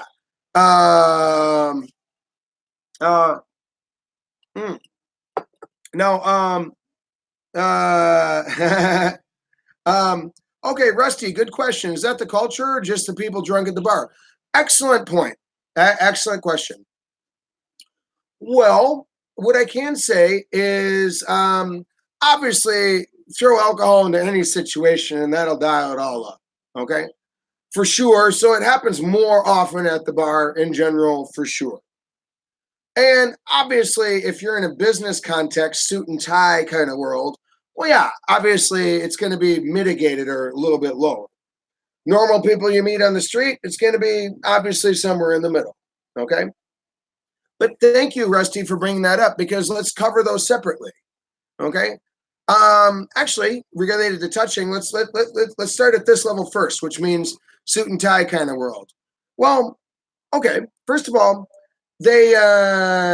people stand a lot closer, and it's not weird to throw your arm around another dude. It's not weird for two dudes to be holding hands while they're walking. And also, they shake hands like bastards out here. Okay. What I mean is, business or otherwise, and all three of these, like, let's say a guy stands up, it's not unreasonable that he will say, "Oh, I gotta go soon." Shake hands. And then stands up, shake hands. Comes over here, shake hands with this guy. But if you shake hands with one guy, you gotta shake hands with everybody all over again. Puts on his helmet, takes a step, shake hands with everybody again. Oh, see you next week. Yeah, you too. Shake hands with everybody again. Yep, that's the thing. In other words, when people say goodbye, yeah, it might be a 7 handshake ordeal. They love that. When you say hello, it could very reasonably be a 4 handshake hello. So they shake hands way more than you think. In fact, every single time that you do cheers with people, and let me back up. Whether you're talking coffee or beer in particular or anything like that, you don't drink alone. You have to you set this down and you only drink when everybody else does at the same time. Yo! So yes, that means you're gonna you're gonna cheers about every 2 minutes. Yep. And many people will shake hands with everybody at the table. So that means every sip that you take from your drink, you're gonna shake hands again. So that's pretty common. And yes, even in business related things, like I was talking about going to a school of some kind and ultimately working with them, working at their school. Yeah, I think it was in an hour and a half, we shook hands 15 times. So so that's one example of of the touching thing. Now, to choose something different, I was going to say, or like next level up. I did want to mention, like with women, for example, again, they don't always like shake hands, and some don't even hug or anything like that. So there is this definite wall between men and women, in that regard. Okay, middle case. Now, a buddy of mine brought up, he was like, yeah, I invited my brother. He said to me, I invited my brother to come here and sleep with me. And I thought, what? What do you mean? Yeah, I invited my brother to come and sleep with me because it's cold. I'm like, what do you mean?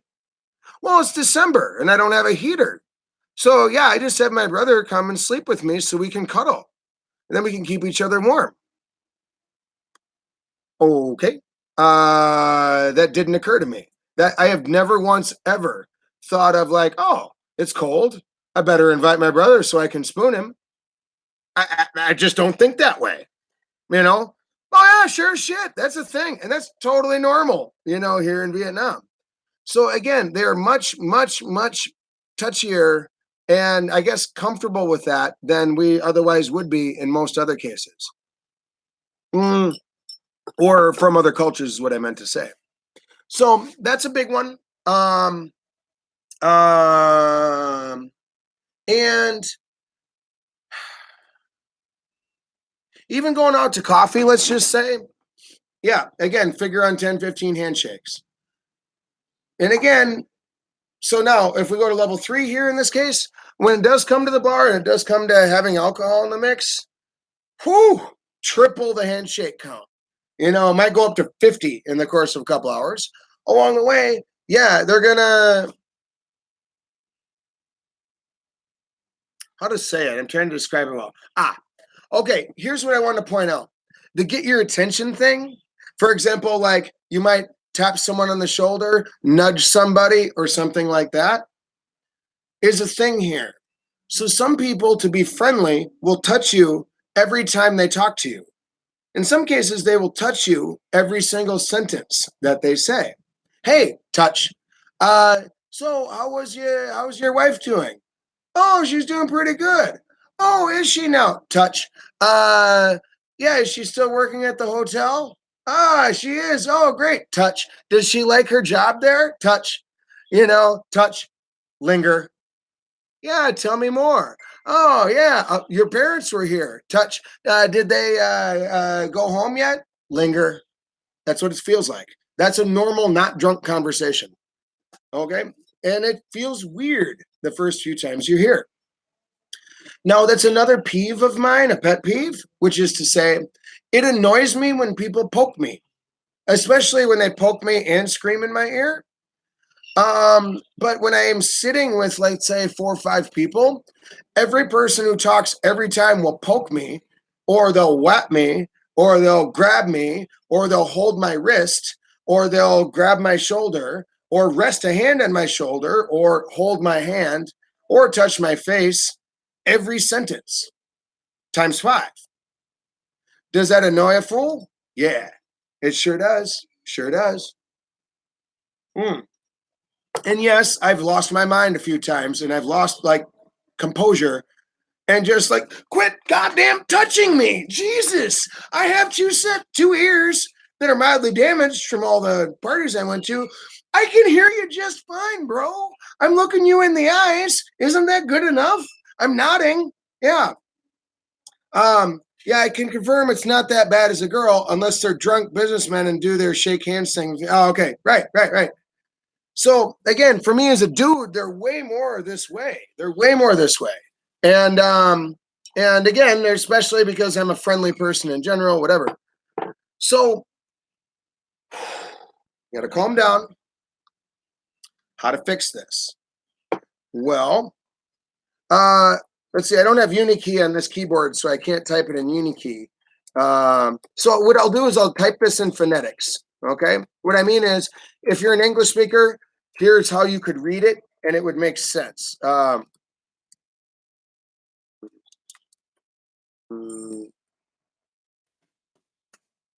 Dung Shao Toy, Dung Shao Toy, Dung Shao Toy. Or mm, you could just say Dung Shao, Dung Shao. Actually, it's probably pronounced more like this. Dung.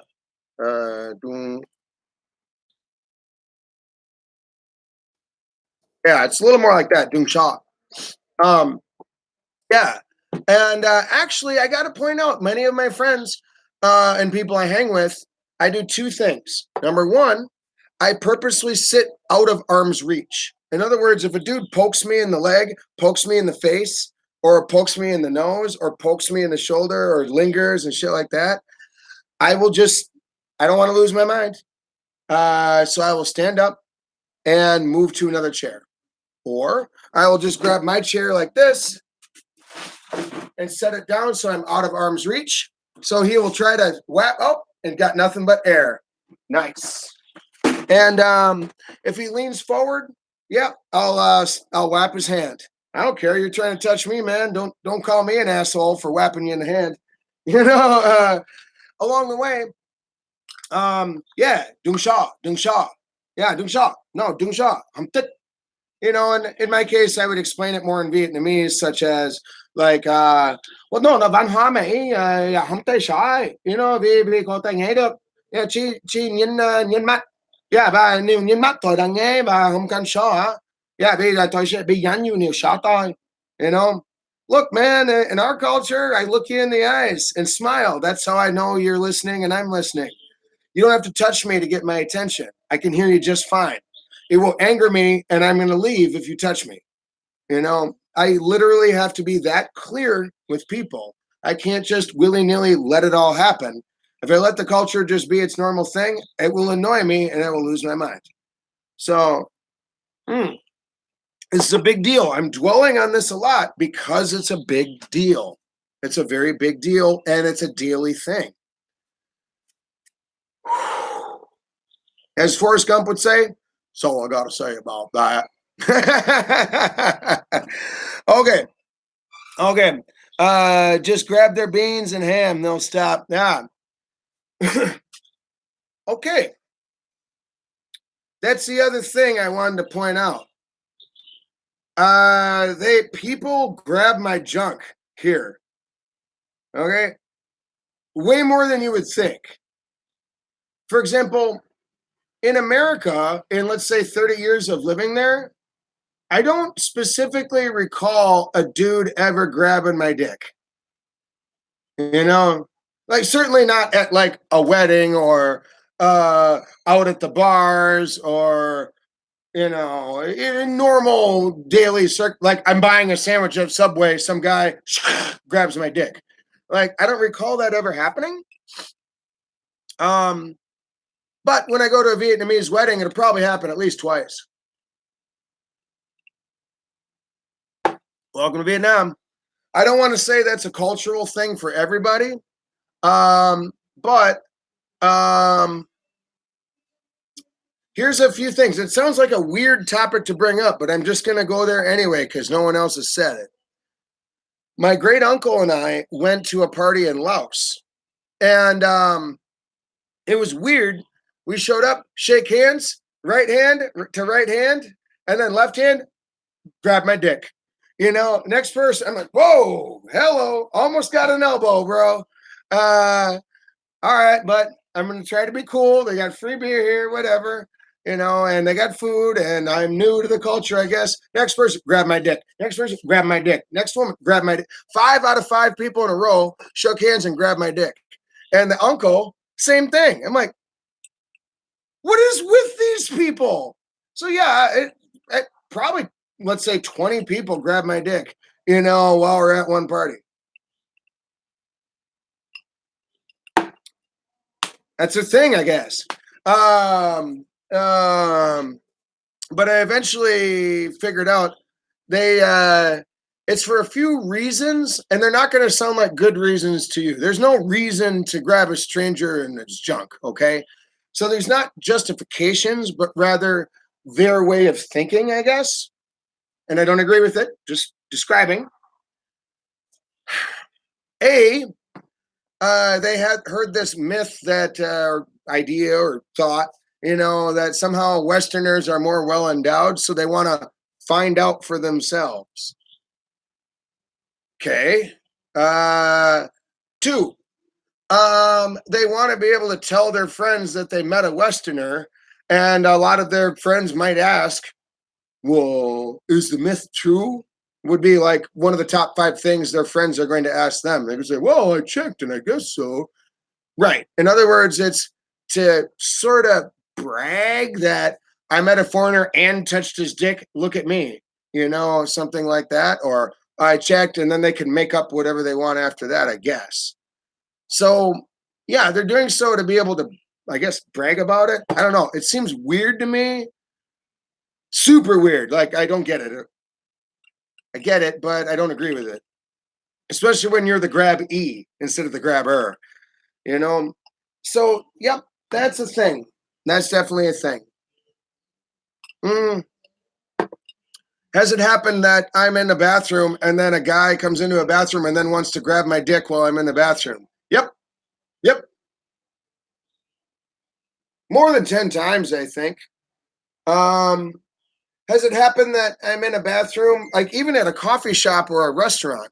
I'm at a coffee shop at a restaurant, and then I'm sitting there taking a leak, just doing my thing, and all of a sudden a dude comes up and is taking a leak, and while holding dick in one hand, extends his right hand, and so that he can shake hands. Then he faces me while pissing, to shake my hand while pissing. I'm like, bro. Take some timing into account here, my friend. My gosh, I would gladly clink a glass with you, but timing. I mean, this is just common courtesy, I thought, but Jesus, that's a thing. It happens. And not just drunk people, but just regular people will hold their dick and shake hands with the other while they're at the urinal.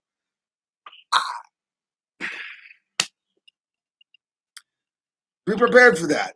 Obvious solution. Tell them. Say nice out off. Yeah. Run, Forrest, run. Yeah. Haha, that's insane. Run, Forrest, run. Yeah. And sometimes I just tell them straight up. Then again, I got the language on my side, like dung shaw, first of all. But I can also say like Saura, kote gapa. Afterwards we'll meet up then, huh?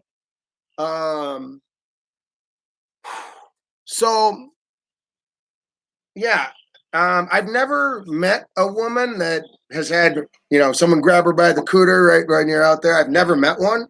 In fact, my wife does not even understand the difficulty that I'm going through. I'm like, I hate that guy, hate that guy, hate that guy. I don't even want to be here, because all they do is like grab me by the face, physically open my mouth, pour drinks here, grab my dick, rest their arms on my leg, touch me in the face, poke the shit out of me, like let's say 10 times a minute, so that means every 6 seconds I get poked, pushed, prodded, grabbed, torn, ear pulled, hands pulled, rings, grabbed by the shirt, lifted over here, lifted up, sat down, grabbed by, every 6 seconds. And I tell my wife, I hate this shit. She's like, it never happens to me. Just say no. That's all I do. It's worked beautifully. Ha ha. I'm like, fuck off. Well, I don't say that to my wife, but I'm just like, honey, you have no concept at all. This has never happened to you, but it happens to me 6 times a minute. You don't understand. This is tough. So,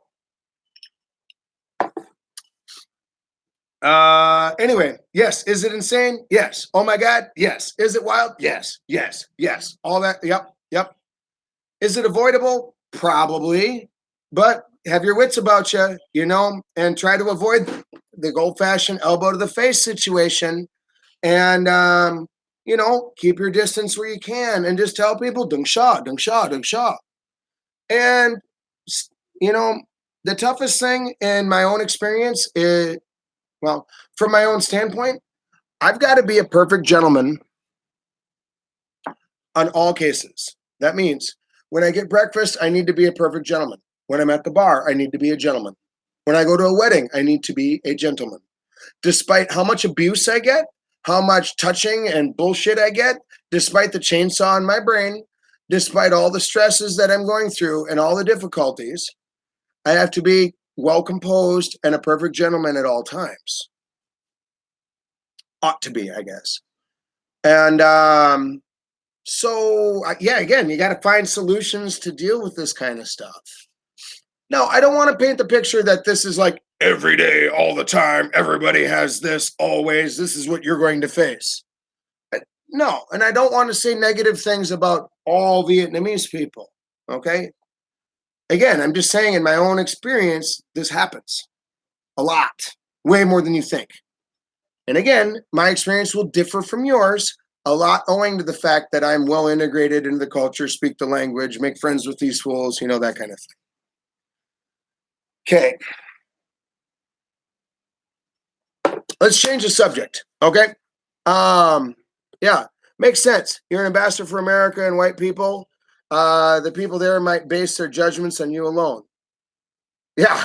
Oh, yeah. I mean, that's true. That's true. And along the way, bad news travels fast. People are begging for an opportunity to speak bad news about me if they can. They're begging for gossip. They're begging for the slightest, tiniest thing that they can like drill on, you know? So yeah, and like again, if you're 95% a gentleman and 5% an asshole, you're an asshole. Simple as that. So anyway, let's gotta calm down. Calm down. Okay. Now on a slightly different note, okay? Yep. This is not specific to Vietnam, okay? This is not specific to my city or my area. And this is not specific to Asia, you know, and things like that. But you're going to have a fair number of, yes, beggars, cheaters, homosexuals, stalkers, and assholes, no matter where you live, no matter what, no matter where. Okay? So, how does that look and seem and feel while in Vietnam here in my own personal case right now? Well, let's start with the beggars thing.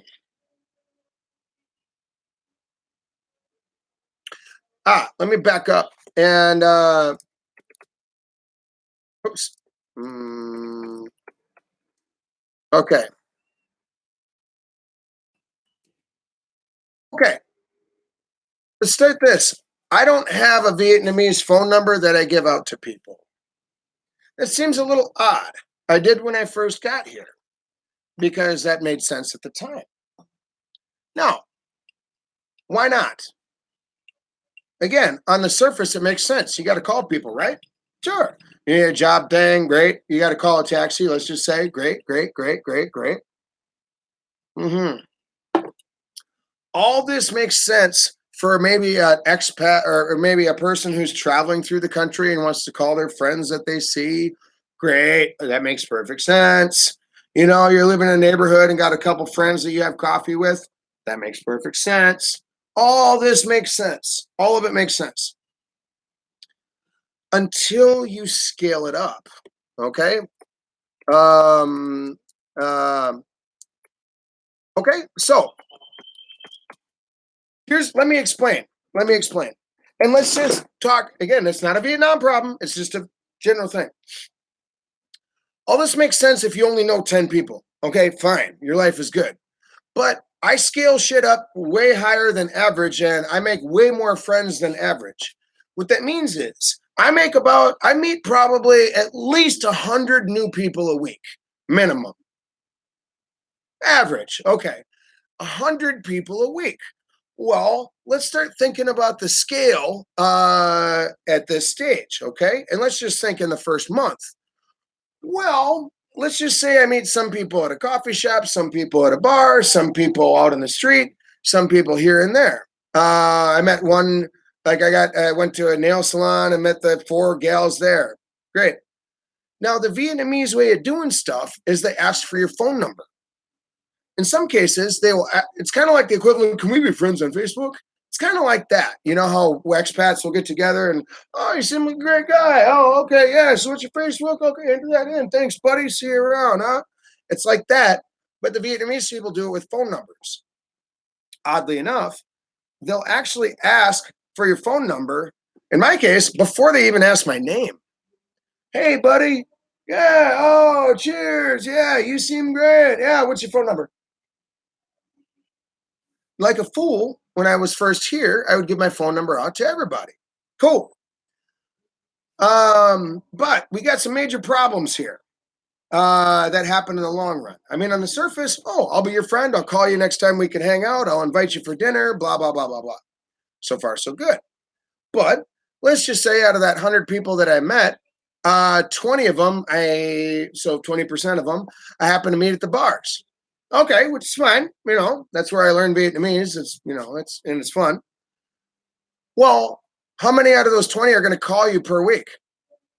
Don't say zero. Don't say zero. Probably 10. Okay. So now that means every week I meet 100 new people. That means if week one, I have 10 people that are going to call me and want to hang out. That's cool. So what is that? 1, 2 a day? So far, so good. But they're going to be random, and they're probably going to be already half in the bag. And they're going to be like, oh, yeah, my name is Tuan. You know, I'm that one guy that you met the one time. But it's all in Vietnamese. So actually, your phone rings and be like, hey, tôi tên Tuan này, có món tên đây, vì chúng tôi đang uống đây với nhau. That's what it sounds like. 10 times a week. Great. Oh, by the way, by week 4, I scale that up to about 50 phone calls a week. Surely that's like, aren't we getting close to 10 a day? Yes. 10 times a day, my phone rings. Uh-huh. And let's get into the statistics here. You know, let's say X number of people, want money of some kind, and they're going to come up with some bullshit ass story. And yes, it's going to be all in Vietnamese, but it's going to sound like this. You know, like, oh, ba, chúng ta đã gặp nhau, ba.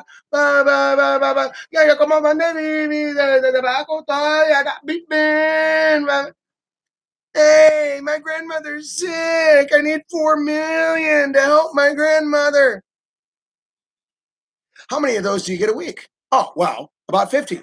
Great. So now all of a sudden, we're do the math here. I got 10 random ass drunk people calling me at least a day. And then I got at least 10 people calling me a day, begging for money, wanting me to buy something, sell something, or maybe they ran out of money at the bar and call me because they assume that I'm going to show up, have a couple beers with them, and then cover the bill for the entire table. Yep, that's real. That's real. Doesn't it get overwhelming when you have 25 phone calls a day, Brett? Yep, sure is. Yep, definitely. A normal expat who doesn't speak Vietnamese, who doesn't integrate into the culture, who does not make 100 friends a day, who has no interest in digging deep, doesn't have this problem. But I do. But it doesn't stop there. Now, let's just assume that 5% of men are homosexual. Let's just say, I don't really care what the real number is, but let's just say. But let's also say the homosexual dudes are probably going to want to get your number sooner, and we could agree at that. And they would probably call sooner. We could agree at that. And they would probably call more often. We can agree at that. And they would probably not take no for an answer. We can also agree with that. So all of a sudden, by month 1, in my own case, out of my 40 phone calls a day, I got to toss on an extra 5 to 10 phone calls a day from homosexuals that want to fuck me. Yeah, they want to know where I live so they can come and pound on my door, hang out in my window, watch me sleep, and fuck me. Yeah, that's right. That's right. Lock them doors. And you bet. And every time they get drunk, they just think to themselves, man, I would love to have that trophy of fucking a Western guy. Yeah. No, I know. I called him 6 times yesterday, but fuck it. Eventually, it costs nothing to call. Eventually, he's going to say yes. So, and of course, I get it. Oh, yet another 7th homosexual that wants to fuck me today. Hang up. Oh, our connection must have gotten dropped. Call back. Unrecognized number because they're never recognized. Oh, and I'll bet that the one homosexual guy probably has 5 to 10 other homosexual guys. And he's probably going to say to us, I am so good. I am so smart. I am so sharp and charming. I got the phone number for this really, hot guy here. Here, take down his number. Take down his number. Take down his number. Take down his number. Take down his number. Take down his number. Take down his number.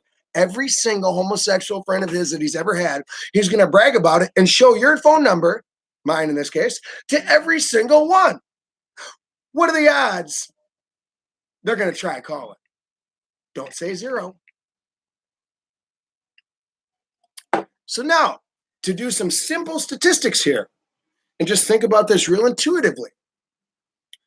It gets to the point in between the hours of 6 a.m., actually 24 hours a day. I mean, it doesn't stop. All of a sudden, we get to the point where there's about 1 phone call every 2 minutes. Sounds absurd to be at that level. It's true. And 98% of them are unrecognized numbers. And from random people, or I didn't save them or whatever. And at least 90% of them are bullshit.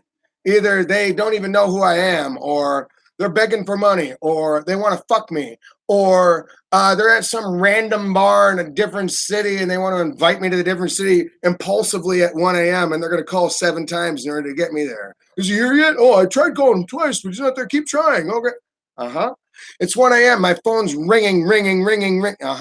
It's 6 a.m. and all the coffee people that I've ever met are all calling ring. And I don't remember who these fools are. In fact, while we're at on the topic, sometimes they just want to call me just to demonstrate to their friends that they know a white guy. Yep, that's totally real. Yep. So what they'll do is they'll actually call me and be like, "Wow, talk to these people." Set the phone down on the table, and all I hear is a big ass random party with whatever 3 to 10 random people. No one's saying hi, and the phone's just sitting there. I'm like, A, who are you? B, where are you? C, why should I care? D, who are you hanging with? E, what do you want me to say? Yep. Fuck you, Brad. We don't care. We're bragging the fact that we happen to know you.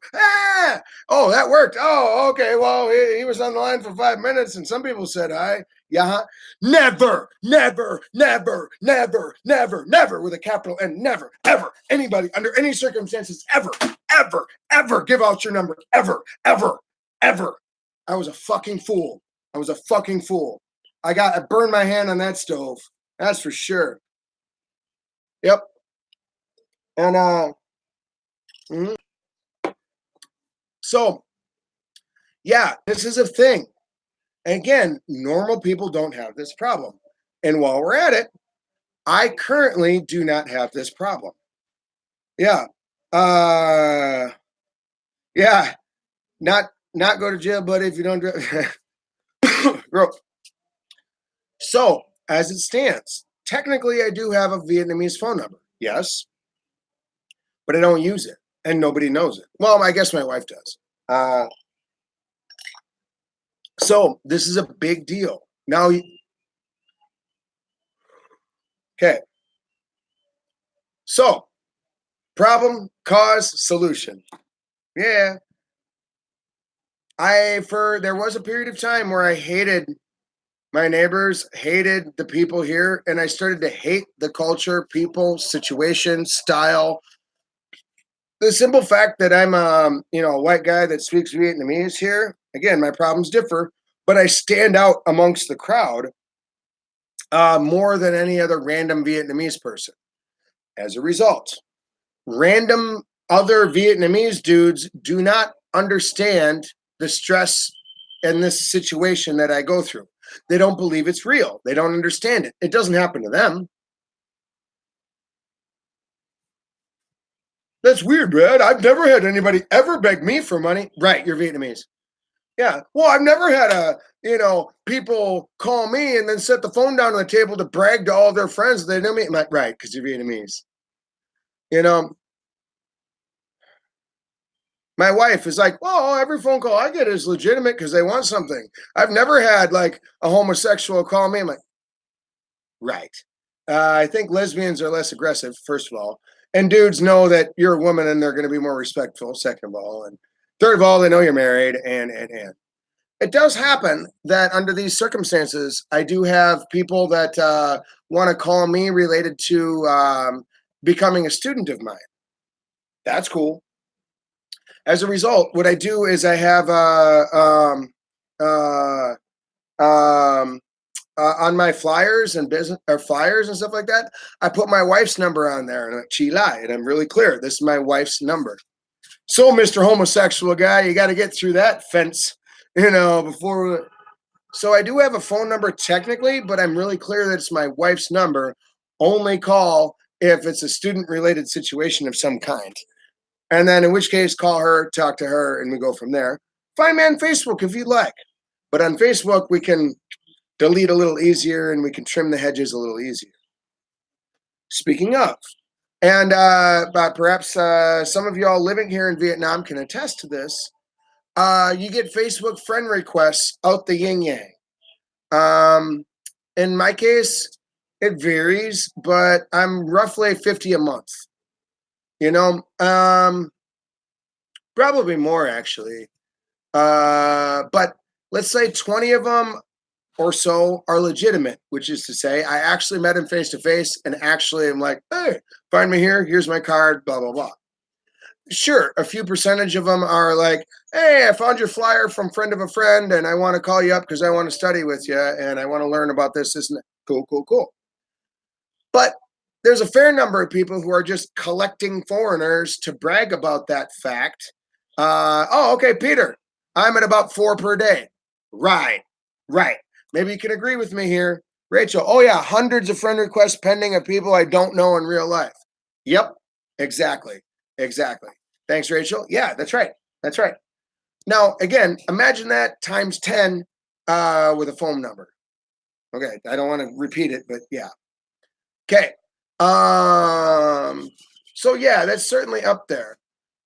How do you handle it? I don't know. Everyone does it a little different.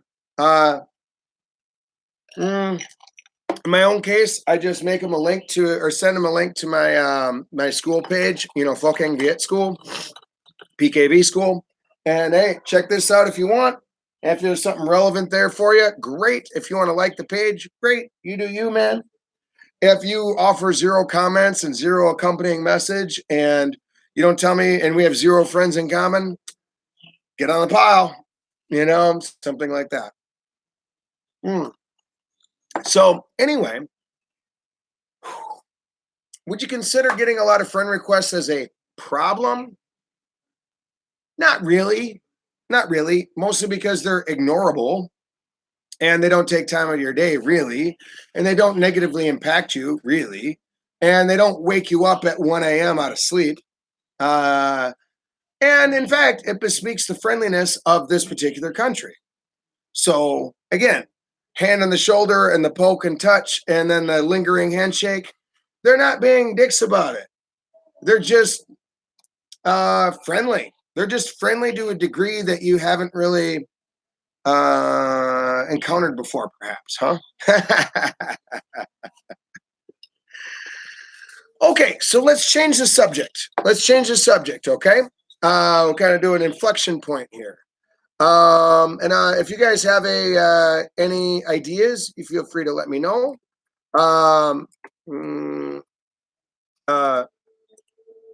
Okay.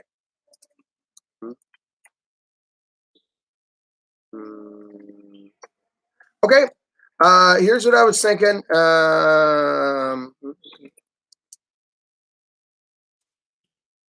Okay. And I bring this one up because let's say you, Peter, as an example, have encountered this exact situation, which is to say, registering to be able to live at a place is kind of a downside, dark side, sort of rough part of living out here. Okay, which is to say that you've got to have residential status, and be fully registered with the local government in order to live at a place. So that's not too hard, but it is a thing. So as a result, some neighborhoods are restricted for foreigners. That's not true for me because I'm married, so it's a little bit easier. But for average people, it can be kind of a pain in the ass. And yes, they do overcharge you. And yes, they do look at you more closely.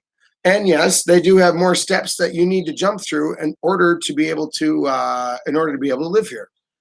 So I guess it's sort of a downside, sort of a positive side, but it is something that you gotta, I guess, take into account, while you're out here. Similarly, there are other examples of how you're treated differently, specifically related to, again, your neighborhood. What I mean is, okay, and to put it nice and clear, okay, nice and clear, the spotlight is on you. Okay. In America, I can blend in like a bastard. I can set foot in a group of 20 people, not say anything, and then walk out. Perhaps no one will even know I was in there. Here, if I walk into a group of 20 people, they instantly know, instantly stare, instantly see me, and instantly know I'm there, and will definitely remember. And if they know anything about me, they'll blah blah blah blah blah blah, blah talk. If they don't, they will still blah blah blah and make shit up. Yep, totally a thing. Hey, we're among friends. I'm gonna fire one up here. So anyway, this is both a pro and a con. Okay, with the but the where it becomes a bit of a con and how to overcome it includes, um, like yeah, obviously everything gets the volume turned up. So positive things that I do get amplified. Negative things that I do get amplified. So while we're examples of this include okay, here's an example. In my own case, when I had a guest swing into my house, let's say about a month ago, yeah, the whole neighborhood want to know who they are. Why are they here? What's going on with them? If said guest, let's just say, punched a guy, in my neighborhood, the whole neighborhood would lose their goddamn mind. What that means is everyone would want to know, like, who was that person? Who's this guy, Brad? Who was that person that came here? Why are they here? What are they doing? What do they have in mind? Oh, how often does he have people here? Blah, blah, blah, blah. I bet he was probably on drugs. I bet he was drunk that day. I bet Brad has a bunch of drugs and alcohol at his house. I bet that's all they do. Blah, blah, blah, blah, blah, blah. Yeah, huh? People would lose their goddamn mind. Mm-hmm. Also, when we moved in, Tanlai and I, we moved into this neighborhood. We're the first international couple, but to say it a different way, I'm the first Westerner that moved into this neighborhood. That's cool. I'm ready for it, but I'm also ready for the spotlight. I'm also ready for the absurdity. I'm also ready for the dark side, if you will. Okay. Again, my experience is different than a normal expat who speaks no Vietnamese, no integration, no anything, lives in a bubble, et cetera, et cetera. People won't talk to your ass because they know that you're illiterate and deaf and mute. Okay, fine. They'll leave you alone. But in my own case, that's not true. So, as an example, the first week that I was living here, we had about 15 people come by. I'll just say it in English to make it easier. It sounds like this. This is exactly the tenor, style, and sound. It sounds like this. Coincidentally smoking in many cases. Hi. Who are you? Your bow? Where do you live? Here. No. Where are you from? Okay. How old are you? Okay. How old are your parents? Okay. How long have you been married? Great. Where'd you live before this? Great. What's your job? Okay. How much you pay for rent? Okay. Do you have kids? No. When?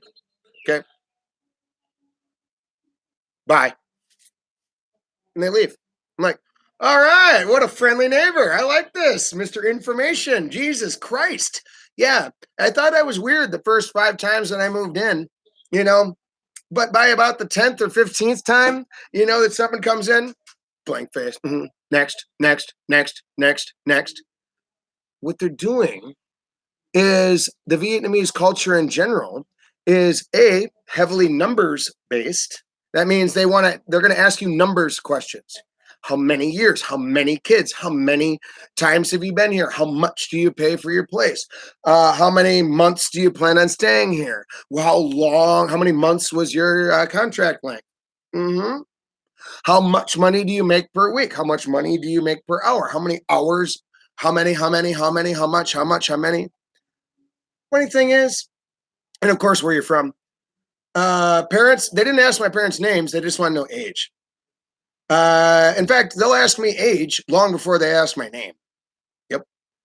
And yes, I did get a bunch of flack while I was here from a few folks. Yep. But why? Why would this happen? Well, what it comes down to is people are, I guess, gossipy would be one way that I could say it in kind of a normal way, but more than that, it's like people want to know that, or they, how do I say it? They want to have the info. They want to have the skinny. So that means when I'm biking around my neighborhood here, someone will be like, oh yeah, that's Bob. From America, been here 2 years, has no kids, his parents are, he is this old, he makes this much money per year, he will be here for 6 number. Yep. They want to know more than their neighbors, right? When you acknowledge this point that people want to know more info and be more knowledgeable than their neighbors and brag upon the fact that, I met him. That's why they're asking you these questions. They don't actually really care in some cases. They just want to know more than their neighbors do. And they just want to be the first one to say it. Again, kind of like gossip. You want to be the first one to say the gossip is kind of wins, something like that. As a result, when I have a friend come here, each of the neighbors want to be the first one to notice the friend. And they want to know which country, how old, how long will they be. Right. And then they want to tell the rest of the neighborhood as fast as they can. Mm-hmm. That's real. That's very real. If you play your cards poorly, in this case, this could be a disaster, how people are in the neighborhood. If you play your cards right, this can be beautiful. Okay? Examples of how to play your cards poorly. Poorly would be, again, living in the expat bubble, not integrating, not meeting anyone, not talking to anyone, not giving anyone any information, and living in your bubble and then just checking your shoelaces every time you walk by somebody. If you do that, you're in your bubble and you're blind to what all is going on. The examples of things you're blind to are people are going to make shit up, about you. They really will. Yep. And it's obviously going to be all in Vietnamese. They're going to say it in Vietnamese to the other Vietnamese neighbors, and you probably won't hear it. But yep, they're going to make shit up about you if they don't know it. Totally true. A key example of this, or a poignant one.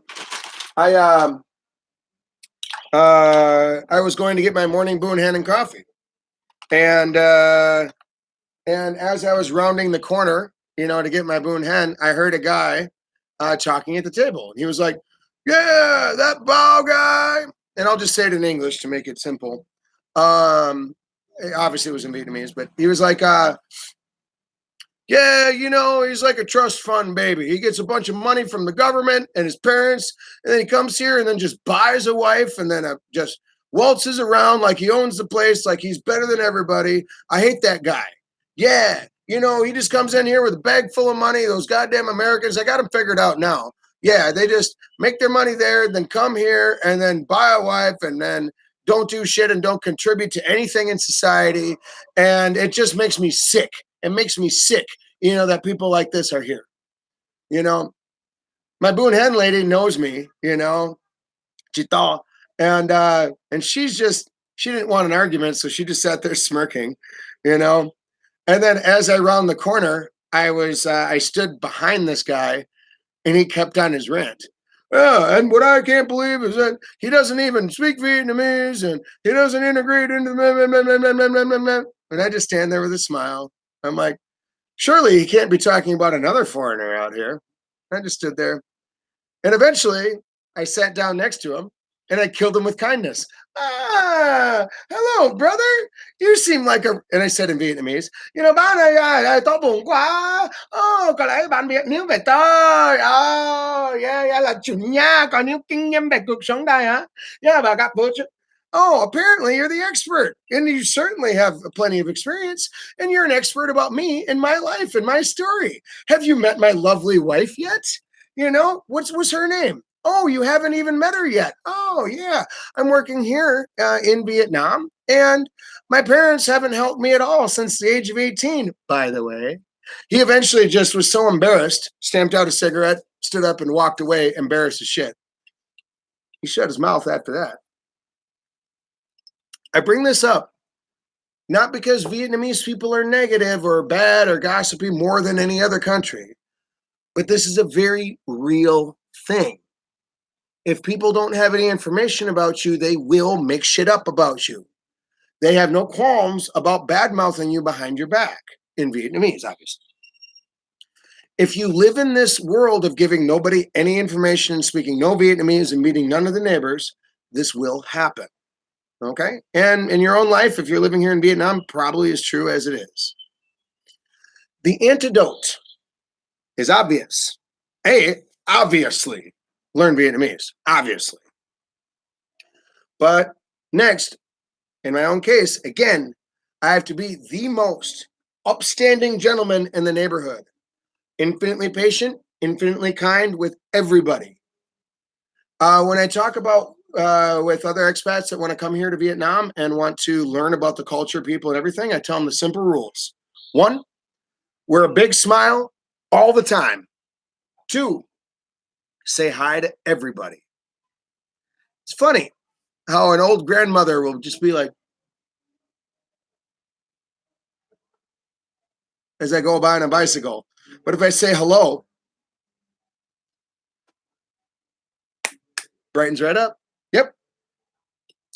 So, big smile, say hi to everybody, be an upstanding gentleman, upstanding lady, learn Vietnamese, be as kind as you possibly can to everybody. If there's some extra change left over, give it to the coffee woman, give it to the soup woman. Treat old people and children really well. All old people, I will stop and I will say hi to all old people. For example, there's an old woman at my corner, that pink house. I don't think you can see it. Kind of here, sort of, but whatever. Yep, I say hi to her every time I'm by, and she's just sitting there smoking. But yeah, and then often I'll just come by and ask, how are you? How are your kids? Are you hungry? Can I get something for you? If I'm buying sugarcane juice, I'll buy like 2 extra cups. And then on my way back, if I see an old lady, an old man, or a child, I'll just hand them a new cup, So simple. What are we talking about here? 22 cents? Small. Makes a huge difference. Huge. When she goes back and talks to her family, she will say things like, I don't know who he is, but he's just such a nice man. I just really like him. I'm so glad that he lives in this neighborhood. Maybe the rest of the family never met me. All they know is mom likes him. They're good to mom. That means they're good to us. So fast forward a little bit, I'm biking by and there's the whole family and grandma. I will stop and say, grandmother, how are you today? And then grandma will look to her family and say, oh, this is that really nice American man I told you about that's here. Yes, his name is Bao, and his wife is from Hue, and he's been here 2 years, and he's renting for 6 months, and he's 36 years old. You know the stats. Um, and the family will all smile and shake my hand. Right, that's the antidote. So, living in a Vietnamese neighborhood can be an absolute facepalm disaster. Yep. It can be extraordinarily difficult. Yep. And there are going to be people that will bother you. There's assholes. There's beggars. Yep. There's a drunk guy that, drinks every day. Wife hates him, but won't divorce him. But he somehow, for some reason, got an idea one day he wants to learn English. So he kept coming by to my front door. Yeah. You're going to get all that crap. And it can ruin you and talk you out of Vietnam, talk you out of this beautiful country, ruin the experience for you, but most importantly, ruin your mood. On the other hand, this can be the best place you've ever lived. This can be the best experience you've ever had in the most wonderful country you've ever been. Kind of all comes down to how you handle it. Anyway, I got to wrap up a little bit.